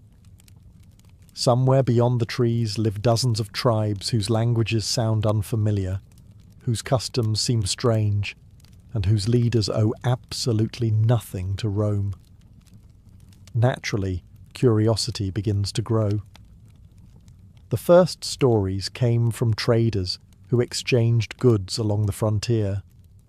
They spoke of tall warriors with unusually light hair, villages built from timber instead of stone, and societies where loyalty to family and tribe mattered more than written laws. Then came the soldiers. Roman legions stationed along the Rhine encountered these tribes regularly. Sometimes they traded peacefully, sometimes they negotiated. Occasionally, they recruited Germanic warriors as allies. And quite often, they fought them. Every encounter produced another story. One officer described fearless warriors charging into battle with astonishing confidence. Another recalled enormous drinking feasts that lasted well into the night. A diplomat returned impressed by tribal assemblies where free men debated important decisions rather than simply obeying kings. Of course, not every account was perfectly reliable. Roman writers often described lands they had never personally visited. Many relied on second-hand reports passed from soldier to soldier, merchant to merchant, until facts blended comfortably with rumour. The farther a story travelled from the frontier, the more dramatic it often became. Apparently, embellishing travel stories is another tradition with very ancient roots. Still, beneath the exaggerations lay something genuine. The Germanic tribes represented one of the few neighbouring peoples that Rome never fully understood or permanently conquered. They remained unpredictable, independent, and deeply different from the Mediterranean world. That combination of mystery, admiration, and fear ensured that Roman authors would keep writing about them for centuries, trying to explain a people who always seemed just beyond Rome's complete understanding. As Roman merchants and soldiers carried stories back across the Rhine, one detail appeared so consistently that it almost became impossible to ignore. According to them, the Germanic tribes were enormous. Nearly every Roman author who described these northern peoples found a way to mention their height. Julius Caesar noted their impressive physical stature during his campaigns in Gaul. Later, the historian Tacitus described the Germans as having fierce blue eyes, reddish or blonde hair, and large, powerful bodies suited to sudden bursts of strength. Reading several Roman accounts in succession, you could almost believe every Germanic warrior stood somewhere between a respectable human being and a small oak tree. Like most stereotypes, however, there was a grain of truth wrapped in generous layers of exaggeration. Archaeological discoveries suggest that many Germanic men were indeed somewhat taller than the average Roman living around the Mediterranean. Better access to animal protein in some regions, combined with different lifestyles and genetics, likely contributed to this difference. While the average Roman male may have stood around 5 feet 6 inches, some Germanic populations averaged slightly taller. The difference was noticeable. Standing beside a line of broad-shouldered warriors with long limbs and thick blonde hair, a Roman recruit fresh from southern Italy may well have felt considerably less confident than he had that morning. Of course, appearance alone can become a weapon. Germanic warriors understood the value of intimidation. Many grew their hair long and allowed full beards to develop, creating an even more imposing figure. Before battle, some reportedly shouted, clashed weapons against shields, and rushed forward in tightly packed groups, magnifying the impression that an unstoppable wall of giants was approaching. Fear has an interesting habit of adding a few extra inches to one's enemy. Roman writers were also fascinated by complexion. Living in northern climates, many Germanic peoples had lighter skin and fairer hair than the Mediterranean populations Romans encountered most often. Blonde hair became one of their defining characteristics in Roman literature. Ironically, this fascination eventually turned into fashion. Roman aristocratic women began importing blonde hair from Germanic territories to create wigs and hairpieces. What had once been described as the appearance of foreign barbarians slowly became one of Rome's most desirable beauty trends. It is one of history's more amusing contradictions that elite Roman ladies sometimes paid handsomely to resemble the very people Roman generals were campaigning against. Still, the Roman image of the towering German was never entirely objective. Ancient historians loved dramatic contrasts. By portraying the Germanic tribes as unusually strong, physically impressive opponents, Roman victories appeared even more glorious. Defeating an ordinary enemy was respectable. Defeating towering warriors from the endless northern forests sounded far better when the story reached Rome. And so, generation after generation, Roman readers continued encountering the same unforgettable image. Beyond the Rhine lived a people who seemed larger than life, both in stature and in reputation. For all their descriptions of battles, diplomacy, and distant forests, Roman authors displayed a surprising fascination with one particular subject: hair. Again and again, they paused their accounts of military campaigns to describe hairstyles in remarkable detail. Not weapons, not fortifications. Hair. To a modern reader, it may seem like an unusual priority. Surely there were more pressing matters than discussing how people styled their locks beyond the Rhine. But to the Romans, appearance carried meaning. Clothing, beards, jewellery, and hairstyles immediately communicated status, identity, and even character.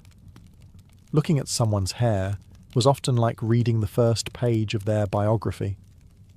Among all the Germanic hairstyles, none attracted more attention than the famous Swabian knot. The Swabi were one of the largest and most influential Germanic tribal groups, living east of the Rhine during the 1st century before and after Christ. Roman writers, especially Tacitus, described how Swabian men gathered their long hair and tied it into a knot high on one side of the head. It was not simply a matter of fashion. According to Tacitus, free men wore the distinctive knot as a symbol of their status, while older warriors and tribal leaders often styled it with particular care. It marked adulthood, freedom, and prestige. You could identify a man's social standing before he even introduced himself. Imagine if your haircut instantly announced your profession, age, and place in society. Suddenly choosing between a trim and a fade feels refreshingly uncomplicated. Long hair itself held enormous importance across many Germanic societies. Unlike Roman soldiers, who usually kept their hair relatively short for practicality, Germanic warriors often allowed theirs to grow for years. Thick beards completed the appearance, creating the fierce image that so impressed Roman observers. Some tribes even treated hair as a sacred symbol.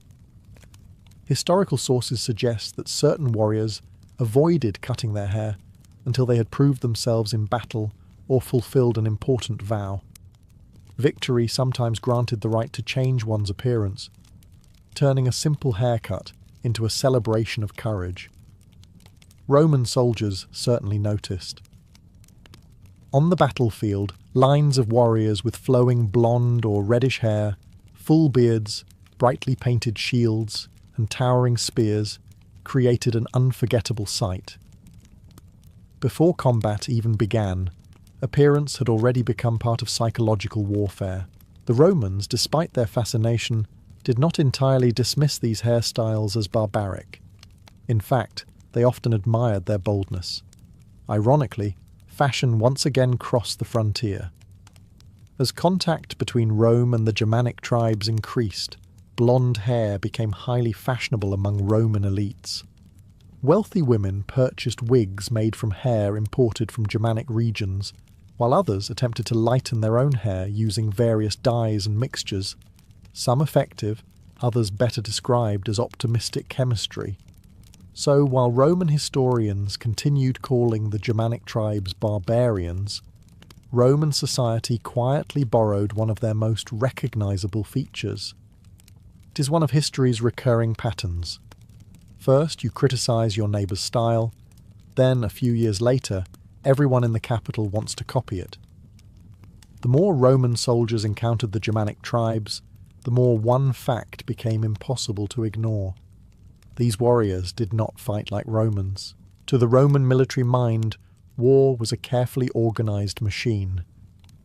A legion marched in formation, built fortified camps every evening, followed strict chains of command, and relied on discipline above all else. Victory came through training, engineering, and patience. The Germanic tribes seemed to operate according to entirely different rules. That difference fascinated Roman writers almost as much as it frustrated Roman generals. Julius Caesar was among the first to comment extensively on Germanic warfare. He described tribes that valued courage above comfort, and warriors who spent much of their lives hunting, raiding, and training for conflict. Unlike Rome's professional standing army, Germanic forces were usually assembled when danger or opportunity appeared. A farmer in spring might become a warrior by summer and return to his fields after the campaign ended. To Romans accustomed to full-time soldiers, this seemed remarkably unpredictable. Germanic warriors also carried equipment that differed from the familiar Roman arsenal. Their most common weapon was the spear, often called the framaer by Roman authors. It was relatively light, making it effective both for throwing and for close combat. Combined with a round or oval wooden shield, it allowed warriors to move quickly across difficult terrain. Swords certainly existed, but they were expensive possessions. A finely forged blade required considerable skill and valuable iron, placing it beyond the reach of many ordinary freemen. Spears remained the dependable tool of both war and hunting. Roman observers often remarked that many Germanic warriors wore little armour. Some fought with only shields and thick woolen clothing, while wealthier leaders might possess chainmail or helmets obtained through trade, inheritance, or battlefield spoils. To Roman officers, this appeared reckless. Yet it also made Germanic warriors astonishingly mobile. Dense forests, muddy riverbanks, steep hills, and marshes were poor places for heavy formations. Small groups of lightly equipped fighters could move through these landscapes with remarkable speed, striking unexpectedly before disappearing back into terrain they knew intimately. Then there was the noise. Roman historians repeatedly mention the tremendous shouting that erupted before battle. Warriors raised spears, beat swords against shields, and unleashed deafening war cries designed to intimidate their opponents before the first blow was struck. Tacitus even described how they held their shields close to their mouths to amplify their voices, creating a deeper, echoing roar across the battlefield. Whether every tribe actually fought this way is difficult to know, but the effect on Roman imagination was undeniable. The greatest demonstration of these different tactics came in the year 9 after Christ, when the Cherusci leader Arminius lured 3 Roman legions into the dense Teutoburg forest. There, disciplined formations struggled against ambushes, rough terrain, and relentless attacks from warriors who understood every path and every tree. The battle shocked Rome. For Roman authors, it proved that these northern tribes were not merely fierce, they fought according to a style the empire had never fully learned how to master. After reading Roman descriptions of Germanic warriors, it would be easy to imagine that they spent every waking moment fighting. Roman authors certainly enjoyed emphasizing battles, raids, and fearless charges across muddy fields. But once the swords were put away, what fascinated many writers even more was how differently these people organized their everyday lives. The Germanic world looked almost like the opposite of Rome. A Roman citizen measured civilization by its cities. Rome itself was home to perhaps 1 million people. Stone apartment buildings crowded narrow streets. Aqueducts delivered fresh water. Public baths, temples, theatres, markets and forums filled every neighbourhood. Wherever Roman armies conquered, they built roads and towns that reflected the same orderly vision. Cross the Rhine, however, and that familiar landscape disappeared. Instead of sprawling cities, Roman travellers found scattered villages surrounded by forests, rivers, meadows and farmland. Houses were built primarily from timber, with walls woven from branches and covered in clay. Thick thatched roofs protected families from harsh northern winters, while smoke escaped through simple openings rather than carefully engineered chimneys. To Roman eyes, these settlements seemed surprisingly modest. Tacitus even remarked that Germanic villages left generous spaces between houses rather than packing buildings closely together as Romans did. Some historians believe this reduced the risk of fire spreading from home to home. Others suggest it reflected the abundance of available land. Either way, the result must have seemed remarkably spacious to someone arriving from crowded Roman streets. The houses themselves were practical rather than impressive. Furniture remained simple, decoration was limited, and daily life centred around large communal rooms where families cooked, ate, worked, and slept together. Livestock often stayed nearby, especially during colder months, making winter mornings considerably louder and probably smellier than those inside a Roman villa. Comfort, however, meant something different in Germania. Roman writers often interpreted the absence of marble buildings as evidence of simplicity, even backwardness. Yet archaeological discoveries tell a more balanced story. Germanic craftsmen produced excellent wooden structures, forged high-quality iron tools, created beautiful jewellery, and managed productive farms adapted perfectly to their environment. They simply invested their resources differently. Land itself carried enormous importance. Wealth was measured less by luxurious homes than by livestock, fertile fields, loyal followers, and strong family connections. A respected tribal leader gained prestige not through towering monuments, but through generosity, courage, and the support of his community. This puzzled many Roman observers. How could societies function without grand cities, stone forums, or monumental architecture? Where were the public buildings that symbolised civilization? The answer was that Germanic society did not need Rome's definition of civilization to thrive. Their villages blended naturally into the landscape. Their communities relied on kinship instead of urban bureaucracy, and their world revolved around forests and fields rather than marble squares. To Roman authors, it felt unfamiliar. To the people who lived there, it simply felt like home. As Roman writers gradually looked beyond the battlefield, they discovered something that surprised them almost as much as the Germanic warriors themselves. These northern tribes were not constantly preparing for war. They also loved to gather, feast, drink, and welcome guests with remarkable generosity. In fact, some Roman authors believed hospitality was one of the defining virtues of Germanic society. Tacitus, writing near the end of the 1st century after Christ, described a culture where refusing hospitality to a stranger was considered deeply dishonourable. A traveller arriving at a village did not need to knock on several doors, hoping someone would take pity on him. Instead, he was often invited inside, offered food, drink, and a place by the fire. To a Roman accustomed to crowded cities where strangers could easily disappear into the masses, this openness was striking. Once inside, the guest became part of the household, at least for a short while. Meals were usually straightforward but filling. Bread made from barley or other grains appeared regularly, along with cheese, butter, milk, and whatever meat hunting or livestock provided. Wild boar, venison, beef, and pork all found their way onto wooden tables, while fish supplemented diets near rivers and lakes. The food lacked the elaborate sauces and countless courses of wealthy Roman banquets, but no one left hungry. Drink occupied an equally important place.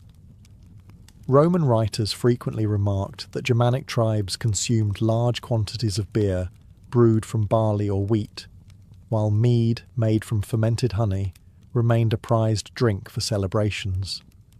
Wine existed, but was relatively uncommon, imported through trade with Roman merchants, and therefore considered something of a luxury.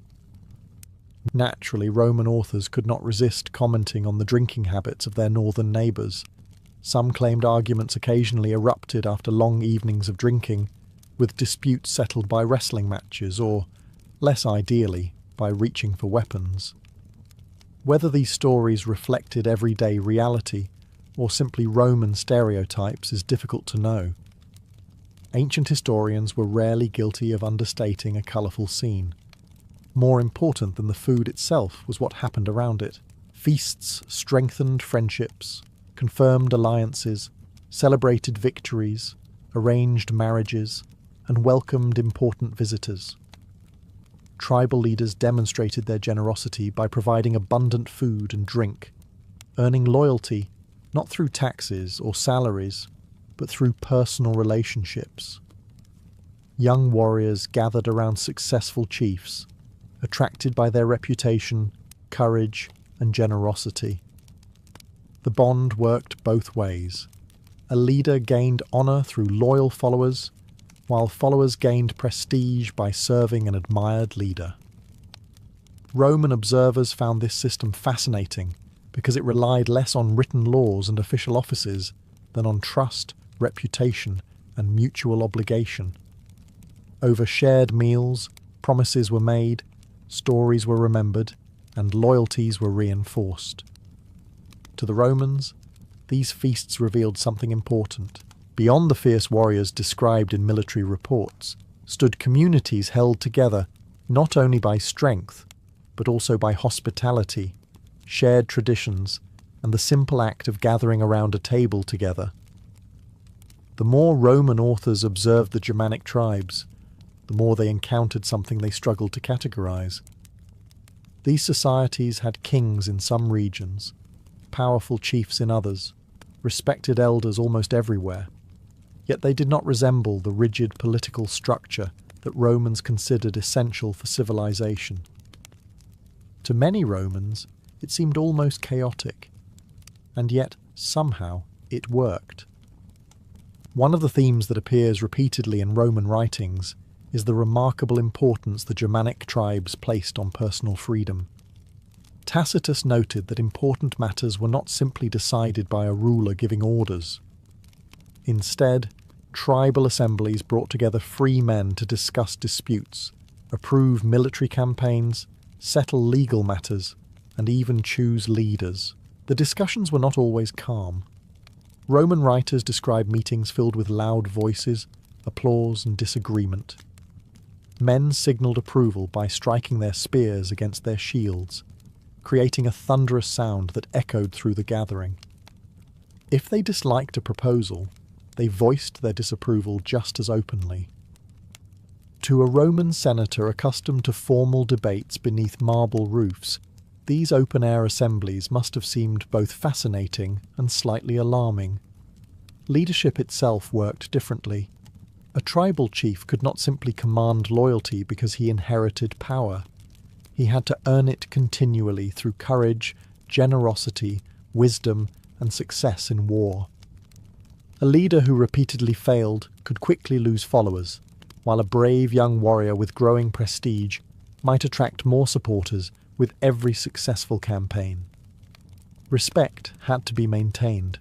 It was not guaranteed. Honour played an equally central role. Roman authors frequently mention the relationship between a chief and his personal war band, known today through the Latin term comitatus.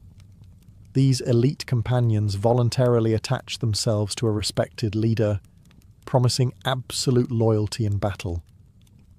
The expectations ran both ways. a chief was expected to reward his followers with gifts, weapons, horses, and opportunities for glory. In return, abandoning one's leader during combat was considered one of the greatest disgraces imaginable. Tacitus even remarked that surviving a battle after your chief had fallen could bring lasting shame. Whether every tribe followed this principle so strictly remains uncertain, but the story reveals how deeply Romans believed honour shaped Germanic society. Ironically, these accounts often served another purpose. Tacitus was not merely describing the Germans, he was quietly criticising Rome. By portraying Germanic tribes as courageous, loyal, and less corrupted by luxury, he encouraged Roman readers to reflect on what they believed their own society had lost. While wealthy Romans competed for political influence and extravagant lifestyles, the so-called barbarians were presented as valuing bravery, honesty, and loyalty above material wealth. On the 30th of November, 1874, a baby boy entered the world in a bedroom at Blenheim Palace, one of the grandest country houses in Britain. The child was named Winston Leonard Spencer Churchill, and from the very moment of his birth, expectations surrounded him like the stone walls of the palace itself. He belonged to one of Britain's most distinguished aristocratic families. His grandfather was the Duke of Marlborough, descended from the celebrated military commander John Churchill, whose victories had shaped European history nearly 2 centuries earlier.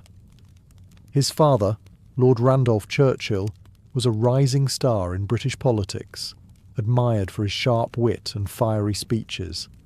His mother, Jenny Jerome, was an American socialite from New York, whose intelligence, charm, and beauty made her one of Victorian London's most talked-about women. It seemed the perfect beginning. It was not. Despite growing up surrounded by wealth, servants, magnificent gardens, and glittering dinner parties, young Winston often lacked the one thing many children need most: time with his parents. Lord Randolph devoted nearly every waking hour to politics. Parliament demanded his attention, political rivals demanded his energy, and public life left little room for family life. Jenny Churchill lived at the centre of fashionable society, attending dinners, charity events, theatre performances, and endless social gatherings that filled London's elite calendar. Their son admired them enormously. He simply saw them very little. Victorian aristocratic families often believed that children should be raised primarily by nurses and governesses rather than by their parents. Winston's childhood followed that tradition almost perfectly. While his mother dazzled guests in elegant ballrooms and his father debated Britain's future in Westminster, Winston spent most of his days in the nursery. Fortunately for him, one person filled that emotional void. Her name was Elizabeth Ann Everest, known affectionately as Womb by the young boy she cared for. She became far more than a nanny. She comforted him when he was frightened, encouraged him when he struggled, celebrated his small victories, and gave him the affection that was often missing elsewhere in his childhood. Years later, Churchill would speak of her with deep gratitude, calling her one of the greatest influences on his early life. Meanwhile, Winston desperately sought his parents' approval. He treasured every letter from his mother and every rare visit from his father. When correspondence arrived, he read it repeatedly. When praise came, it meant everything. Unfortunately, praise was not especially common. Lord Randolph, brilliant but demanding, often viewed his son's academic struggles as signs of laziness rather than potential. His letters could be stern, disappointed, and deeply discouraging. Winston longed to impress the father he admired, yet rarely felt he had succeeded. Ironically, this emotionally distant childhood may have planted one of the defining traits of his entire life. The little boy who struggled to earn attention inside his own family would grow into a man driven by an almost unstoppable desire to prove himself to the entire world. If Winston Churchill had hoped that boarding school would bring him closer to his parents, he was destined for disappointment. At the age of 7, he was sent away from home, following the tradition of many upper-class Victorian families. Aristocratic children were expected to become independent early, and boarding school was considered the proper place to shape character. To modernise, sending a young child away for months at a time might seem unusually harsh. To Victorian Britain, it was simply good parenting. Young Winston was enrolled at St George's School in Ascot. He hated it almost immediately. The school was strict, formal and unforgiving. Every hour of the day followed a rigid schedule. Lessons began early, discipline was severe, and mistakes were often met with punishment rather than encouragement. Homesickness was treated less as a problem to solve than as a weakness to overcome. For Winston, who already felt emotionally distant from his parents, the experience was deeply lonely. He wrote letters home regularly, especially to his mother, hoping she might visit or bring him home for a few days. Each letter carried a mixture of affection and longing. Sometimes replies arrived. Often they did not arrive as quickly as he wished. The silence hurt almost as much as the separation itself. School offered little comfort.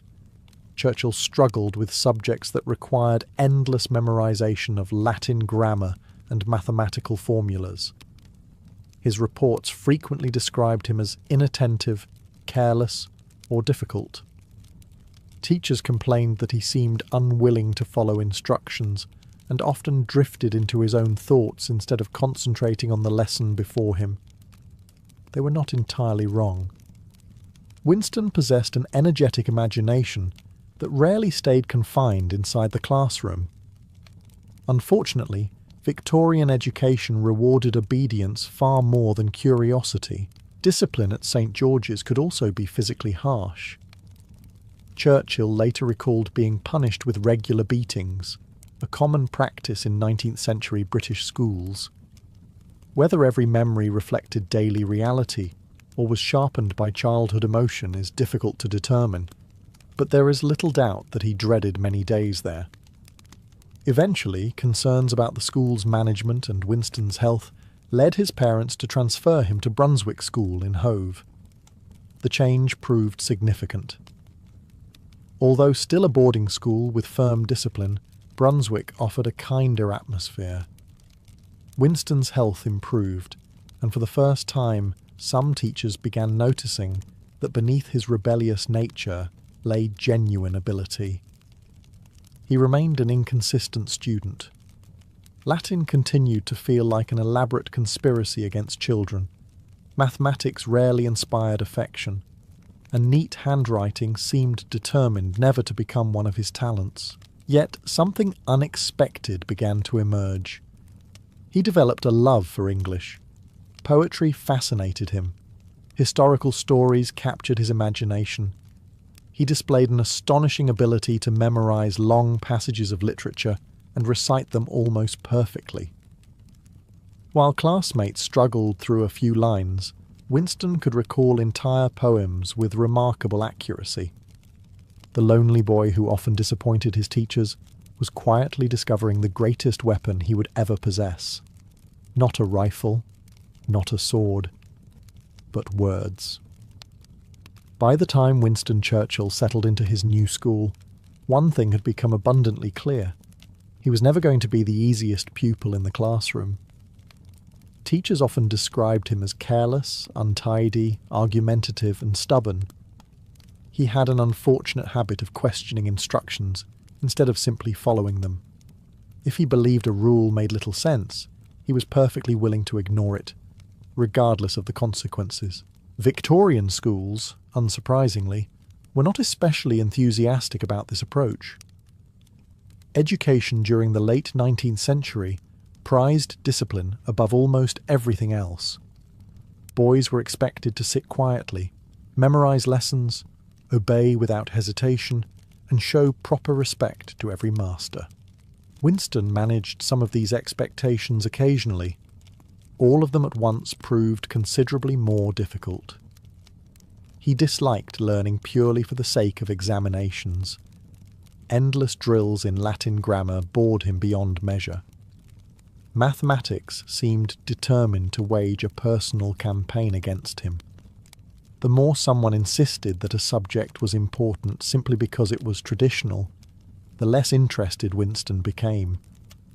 This frustrated his teachers enormously. Many concluded that he lacked ability. In reality, the opposite was often true. Churchill possessed a restless mind that learned differently. When something genuinely captured his attention, his concentration became extraordinary.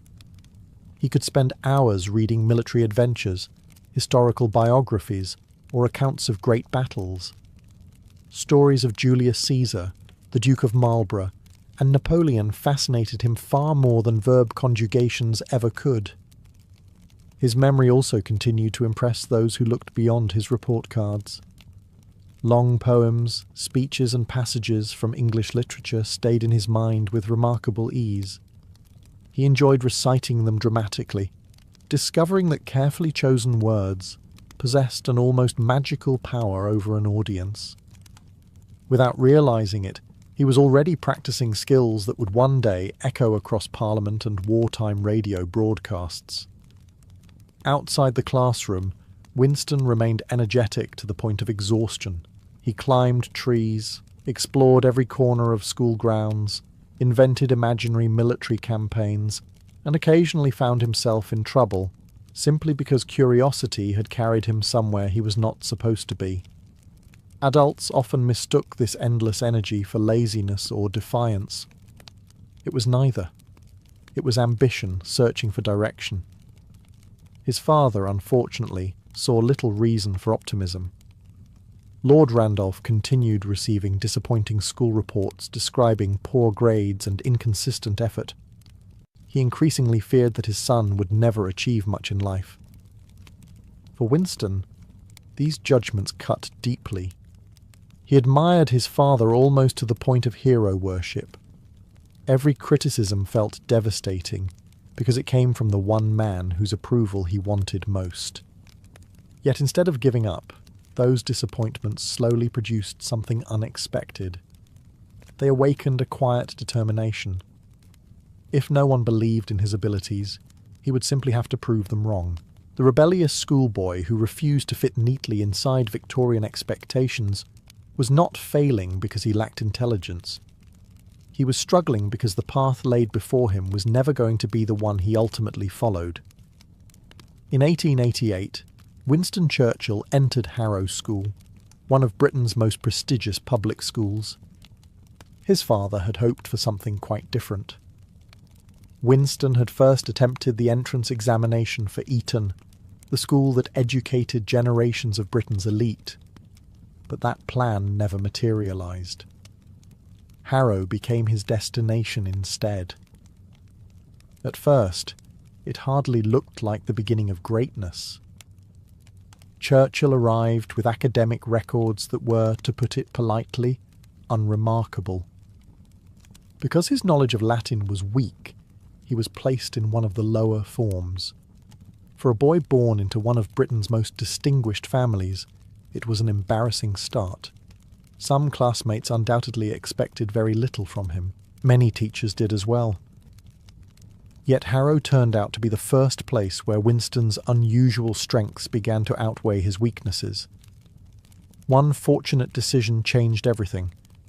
Instead of forcing him through advanced classical studies that had caused him endless frustration, Harrow allowed Churchill to focus more heavily on English. It was a subject that demanded imagination rather than memorizing endless grammatical rules, and Winston flourished almost immediately. He immersed himself in literature. He memorized long passages from Shakespeare and Macaulay with astonishing ease. He read poetry aloud until the rhythm and cadence became second nature. Historical narratives fascinated him, not simply because of the events themselves, but because of how great writers brought those events to life through carefully chosen words. Without realizing it, he was giving himself an education far more valuable than any examination could measure. Churchill also developed an appreciation for rhetoric, the art of persuasive speaking. He became fascinated by how a well-constructed sentence could inspire courage, change opinions, or command attention. While many boys dreaded standing before the class, Winston slowly discovered that he enjoyed it. Speaking offered something that written examinations never had: an audience. Years later, listeners would marvel at his speeches during Britain's darkest hours, believing his talent had appeared almost overnight. In reality, its foundations were being laid inside Harrow's classrooms decades earlier. His academic record remained mixed. Mathematics still refused to become a close friend. Science interested him only occasionally. Latin continued its long campaign of mutual disappointment. His school reports rarely suggested that Britain was educating a future Prime Minister. But those reports overlooked qualities that were far harder to grade. Churchill possessed relentless curiosity. He asked questions others ignored. He read beyond the assigned lessons. When a subject captured his imagination, he pursued it with remarkable energy. Outside the classroom, he became increasingly interested in military history. Maps, famous campaigns, biographies of great commanders, and stories of daring victories filled his spare time. His ancestor, John Churchill, the Duke of Marlborough, remained one of his greatest heroes, and Winston studied his campaigns with genuine admiration. By the time he left Harrow, Winston Churchill was still far from being considered an exceptional student. But something far more important had begun to emerge. For the first time, he had discovered not just what he struggled to learn. He had discovered what he was born to do. As Winston Churchill approached the end of his time at Harrow, one uncomfortable reality became increasingly difficult to ignore. His academic record was simply not strong enough for many of the prestigious careers expected of young aristocrats. Oxford or Cambridge seemed unlikely. His father had already begun lowering his expectations, concluding that Winston probably lacked the discipline for a distinguished political or legal career. Instead, Lord Randolph decided that the army might suit his energetic, adventurous son far better. There was just one problem. Even becoming an officer required passing a demanding entrance examination. Churchill applied to the Royal Military College at Sandhurst, Britain's premier training academy for army officers. The examination tested mathematics, English, Latin, French, and several other subjects. Unfortunately, it included many of the very topics Winston had spent years unsuccessfully trying to master. His first attempt ended in failure. For many young men, one unsuccessful examination would have been deeply discouraging. For Winston, it became something else entirely, a challenge. He hired a private tutor, Captain Walter James, who immediately recognised that Churchill did not respond well to traditional methods. Instead of overwhelming him with endless lectures, James focused on practical coaching, concentrating on exactly what Winston needed to pass the examination. Progress came slowly. Churchill worked harder than he ever had before, yet when he sat the examination a second time, disappointment arrived once again. He failed. By now, critics had plenty of evidence to support their opinions. Teachers who had always considered him average felt justified. His father grew increasingly frustrated, believing Winston simply lacked the determination necessary for serious achievement. Every unsuccessful examination appeared to confirm the same painful conclusion. Yet Winston refused to abandon the goal. Failure irritated him far more than it defeated him. He continued studying, continued practicing, and continued preparing for another opportunity. Looking back, it is remarkable how often this pattern would repeat throughout his life. Setbacks rarely caused Churchill to retreat. More often, they convinced him to push even harder. On his third attempt, the breakthrough finally came. He passed the entrance examination. Better still, he qualified for the cavalry rather than the infantry. At first glance, this may have seemed a fortunate outcome. Cavalry officers enjoyed a certain prestige and excitement, serving on horseback in some of the army's most glamorous regiments. There was, however, a practical reason as well. The cavalry required lower mathematics scores than the infantry. Churchill himself later admitted this with characteristic honesty and humour. Mathematics had not suddenly surrendered. He had simply found a route around it. For Winston, passing the examination represented far more than admission to Sandhurst. It was proof that persistence could overcome disappointment, proof that early failures did not determine the rest of a person's life. The boy whose teachers had so often underestimated him had finally earned his place. Now, for the first time, he was entering an environment where courage, determination and ambition mattered just as much as perfect school reports. And that was a world in which Winston Churchill was finally beginning to thrive. Walking through the gates of the Royal Military College at Sandhurst, Winston Churchill entered a world that suited him far better than any classroom he had known before. For years, teachers had judged him by his ability to translate Latin or solve mathematical equations.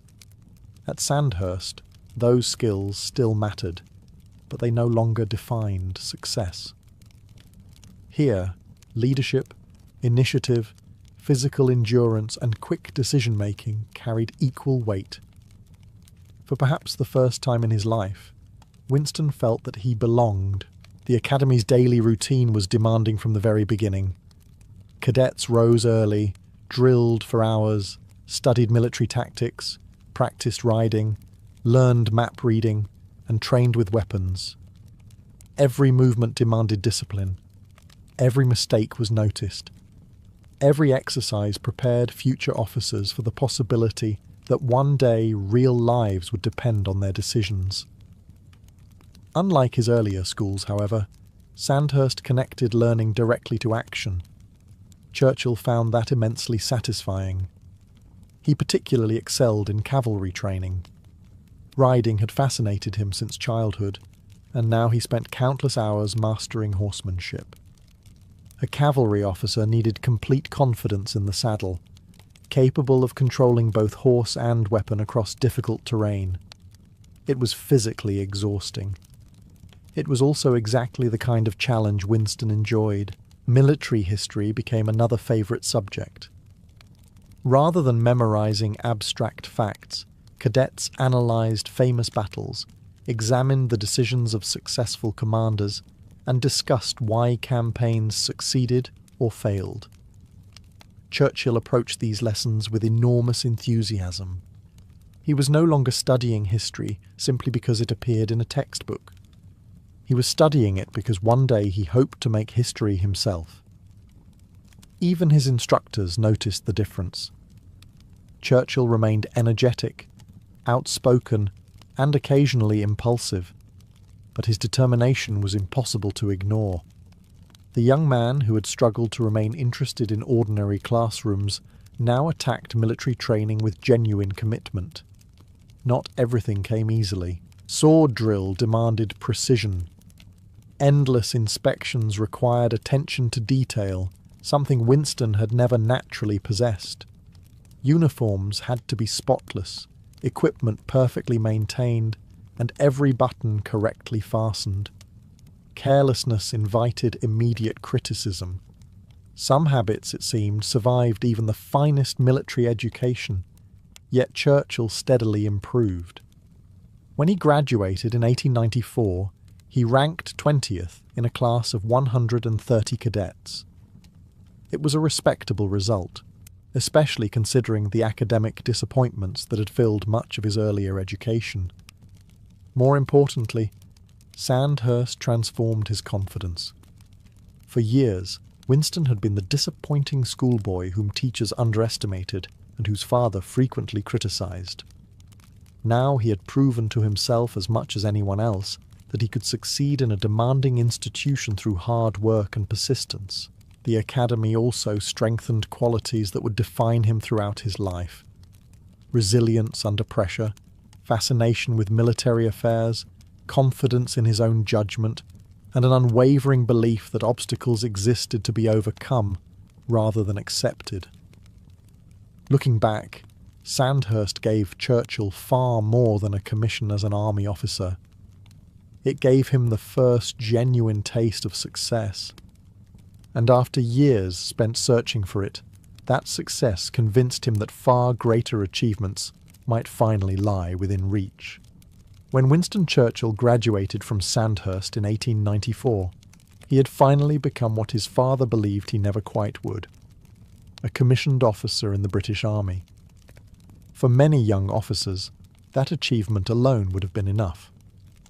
They accepted their commissions, joined their regiments, and settled into the predictable rhythm of military life.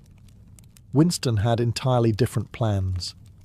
He did not simply want to serve in the army, he wanted adventure. The late 19th century was the height of the British Empire. Across Africa, Asia, and the Caribbean, British soldiers found themselves involved in campaigns, colonial expeditions, and frontier conflicts. While many officers quietly hoped to avoid danger, Churchill actively searched for it. Peace, in his opinion, was frustrating. War offered opportunity. His first taste of military life came with the 4th Queen's Own Hussars, a cavalry regiment known for its proud traditions. Yet Winston quickly realised that life in a peacetime regiment could be surprisingly uneventful. There were inspections, drills, riding exercises, and endless routines, but very little action. He grew restless. Rather than waiting patiently for history to find him, Churchill decided to chase history himself. An opportunity soon appeared in Cuba. At the time, Cuban rebels were fighting for independence from Spanish rule, and although Britain was not involved in the conflict, Churchill secured permission to travel there as both a military observer and a newspaper correspondent. It was an unusual arrangement. By day, he observed military operations alongside Spanish forces. By night, he wrote newspaper articles describing everything he had seen. Most young officers earned only their military salary. Churchill intended to earn a reputation as well. His reports revealed an important truth about his character. He possessed an extraordinary ability to transform personal experience into compelling stories. Battles fascinated him not only because he enjoyed military affairs, but because he instinctively understood how to describe them. Every campaign became both an education and material for publication. It was the beginning of a lifelong habit. Throughout his career, Churchill would repeatedly combine soldiering, journalism, and politics in ways that few others ever attempted. The Cuban expedition also introduced him to several habits that remained with him for decades.